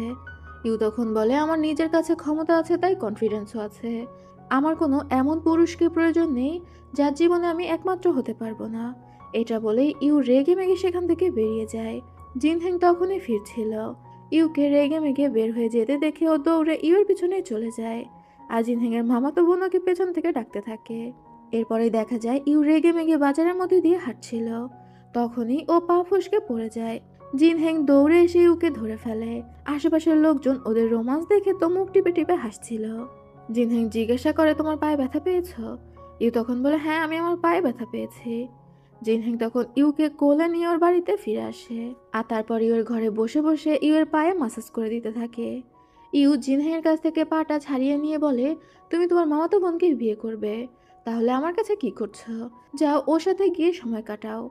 এই সব কিছুর জন্য তুমি দায়ী। কিছুদিন আগে তোমার জন্য আমাকে একটা তীর খেতে হয়েছে, এখন আবার আমি আমার পায়ে ব্যথা পেয়ে বসলাম। জিনহেং বলে আমার কাজিন তোমাকে যা বলেছে সেটার ব্যাখ্যা আমি তোমাকে অবশ্যই দিব। তুমি মনে রেখো তোমার থেকে ইম্পর্ট্যান্ট কেউ না।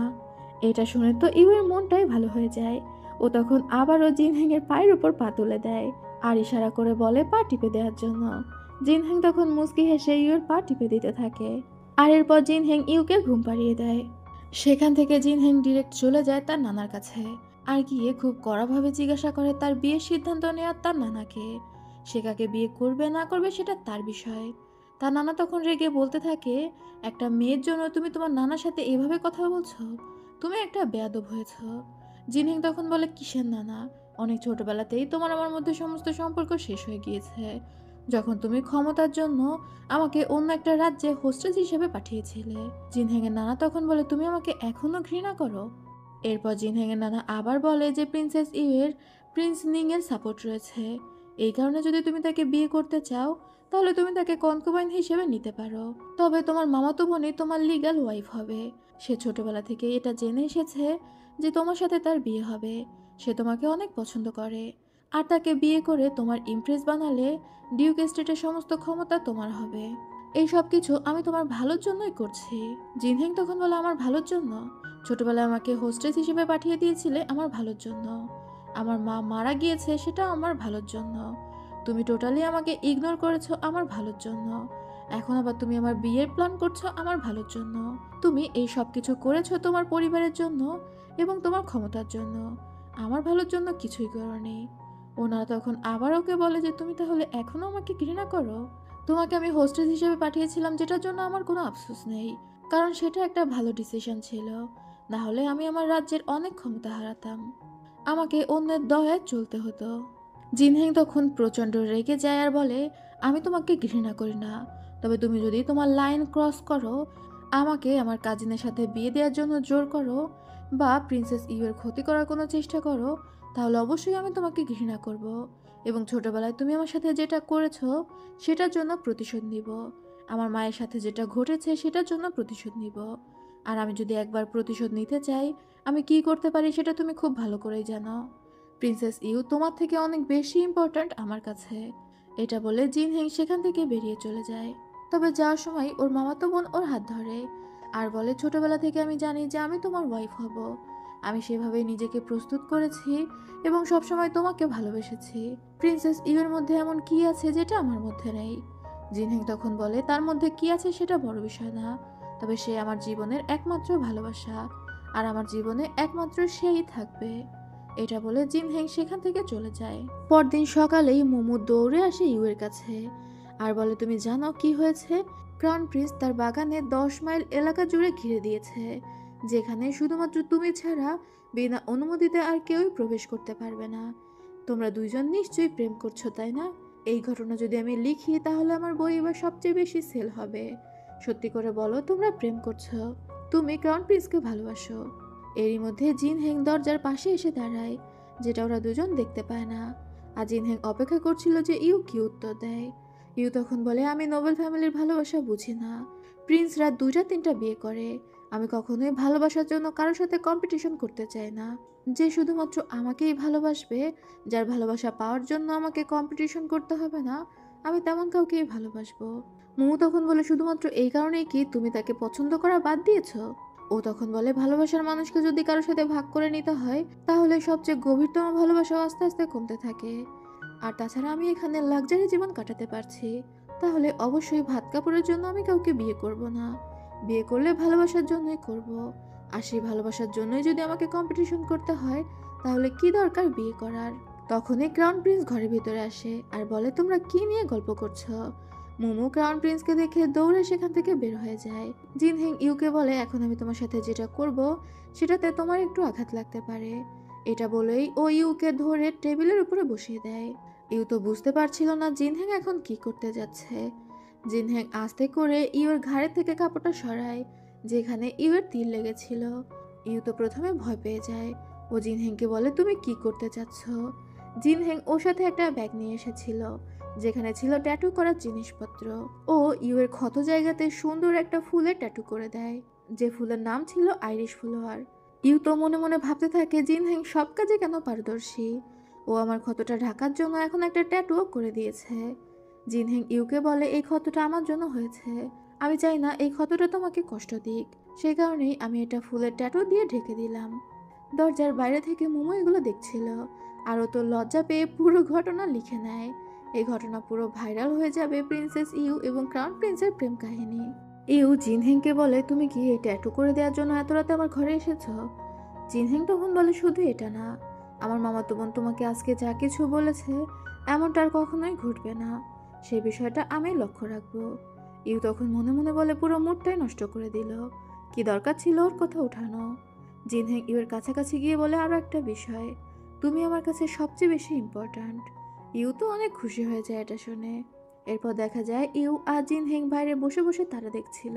সেখানে ইউ জিনহেংকে প্রশ্ন করে, জিনহেং কবে থেকে ইউকে পছন্দ করতে শুরু করেছে। এখন এই বিষয়টা তো ওদের মধ্যে ওপেন সিক্রেট ছিল। জিনহেং তখন বলে, যেদিন ইউ জিনহেং এর হয়ে প্রতিবাদ করেছিল, জিনহেং এর হয়ে এইভাবে কথা বলার মতো কেউই ছিল না। ও তো ওই আসরে অনেক বেশি লজ্জা পেয়ে বসেছিল, কিন্তু ইউ একমাত্র যে তার হয়ে কথা বলেছে। সেদিনই জিনহেং এর মনে হয়েছে এই পৃথিবীতে ইউই তার সবচেয়ে বেশি আপন। সেদিন থেকেই সে ইউকে পছন্দ করে। জিনহেং এবার ইউকে জিজ্ঞাসা করে, তুমি আমাকে কেন পছন্দ করো? ইউ জিনহেংকে একটা কবিতার লাইন শুনিয়ে দেয়। জিনহেং তখন বলে, আচ্ছা প্রিন্সেস ইউ, তার মানে তুমিও আমাকে পছন্দ করো। এটা শুনে ইউ অনেকটা লজ্জা পেয়ে যায়। তারপর আবার দুজনে গল্প করতে করতে তারা দেখতে শুরু করে। আর এখানে ড্রামার এই পর্বটা শেষ করছি। পরবর্তী এবং শেষ পর্বের জন্য অবশ্যই আমার চ্যানেলটি সাবস্ক্রাইব করে আমার পাশে থাকবেন। আজ তবে যাচ্ছি, আল্লাহ হাফেজ।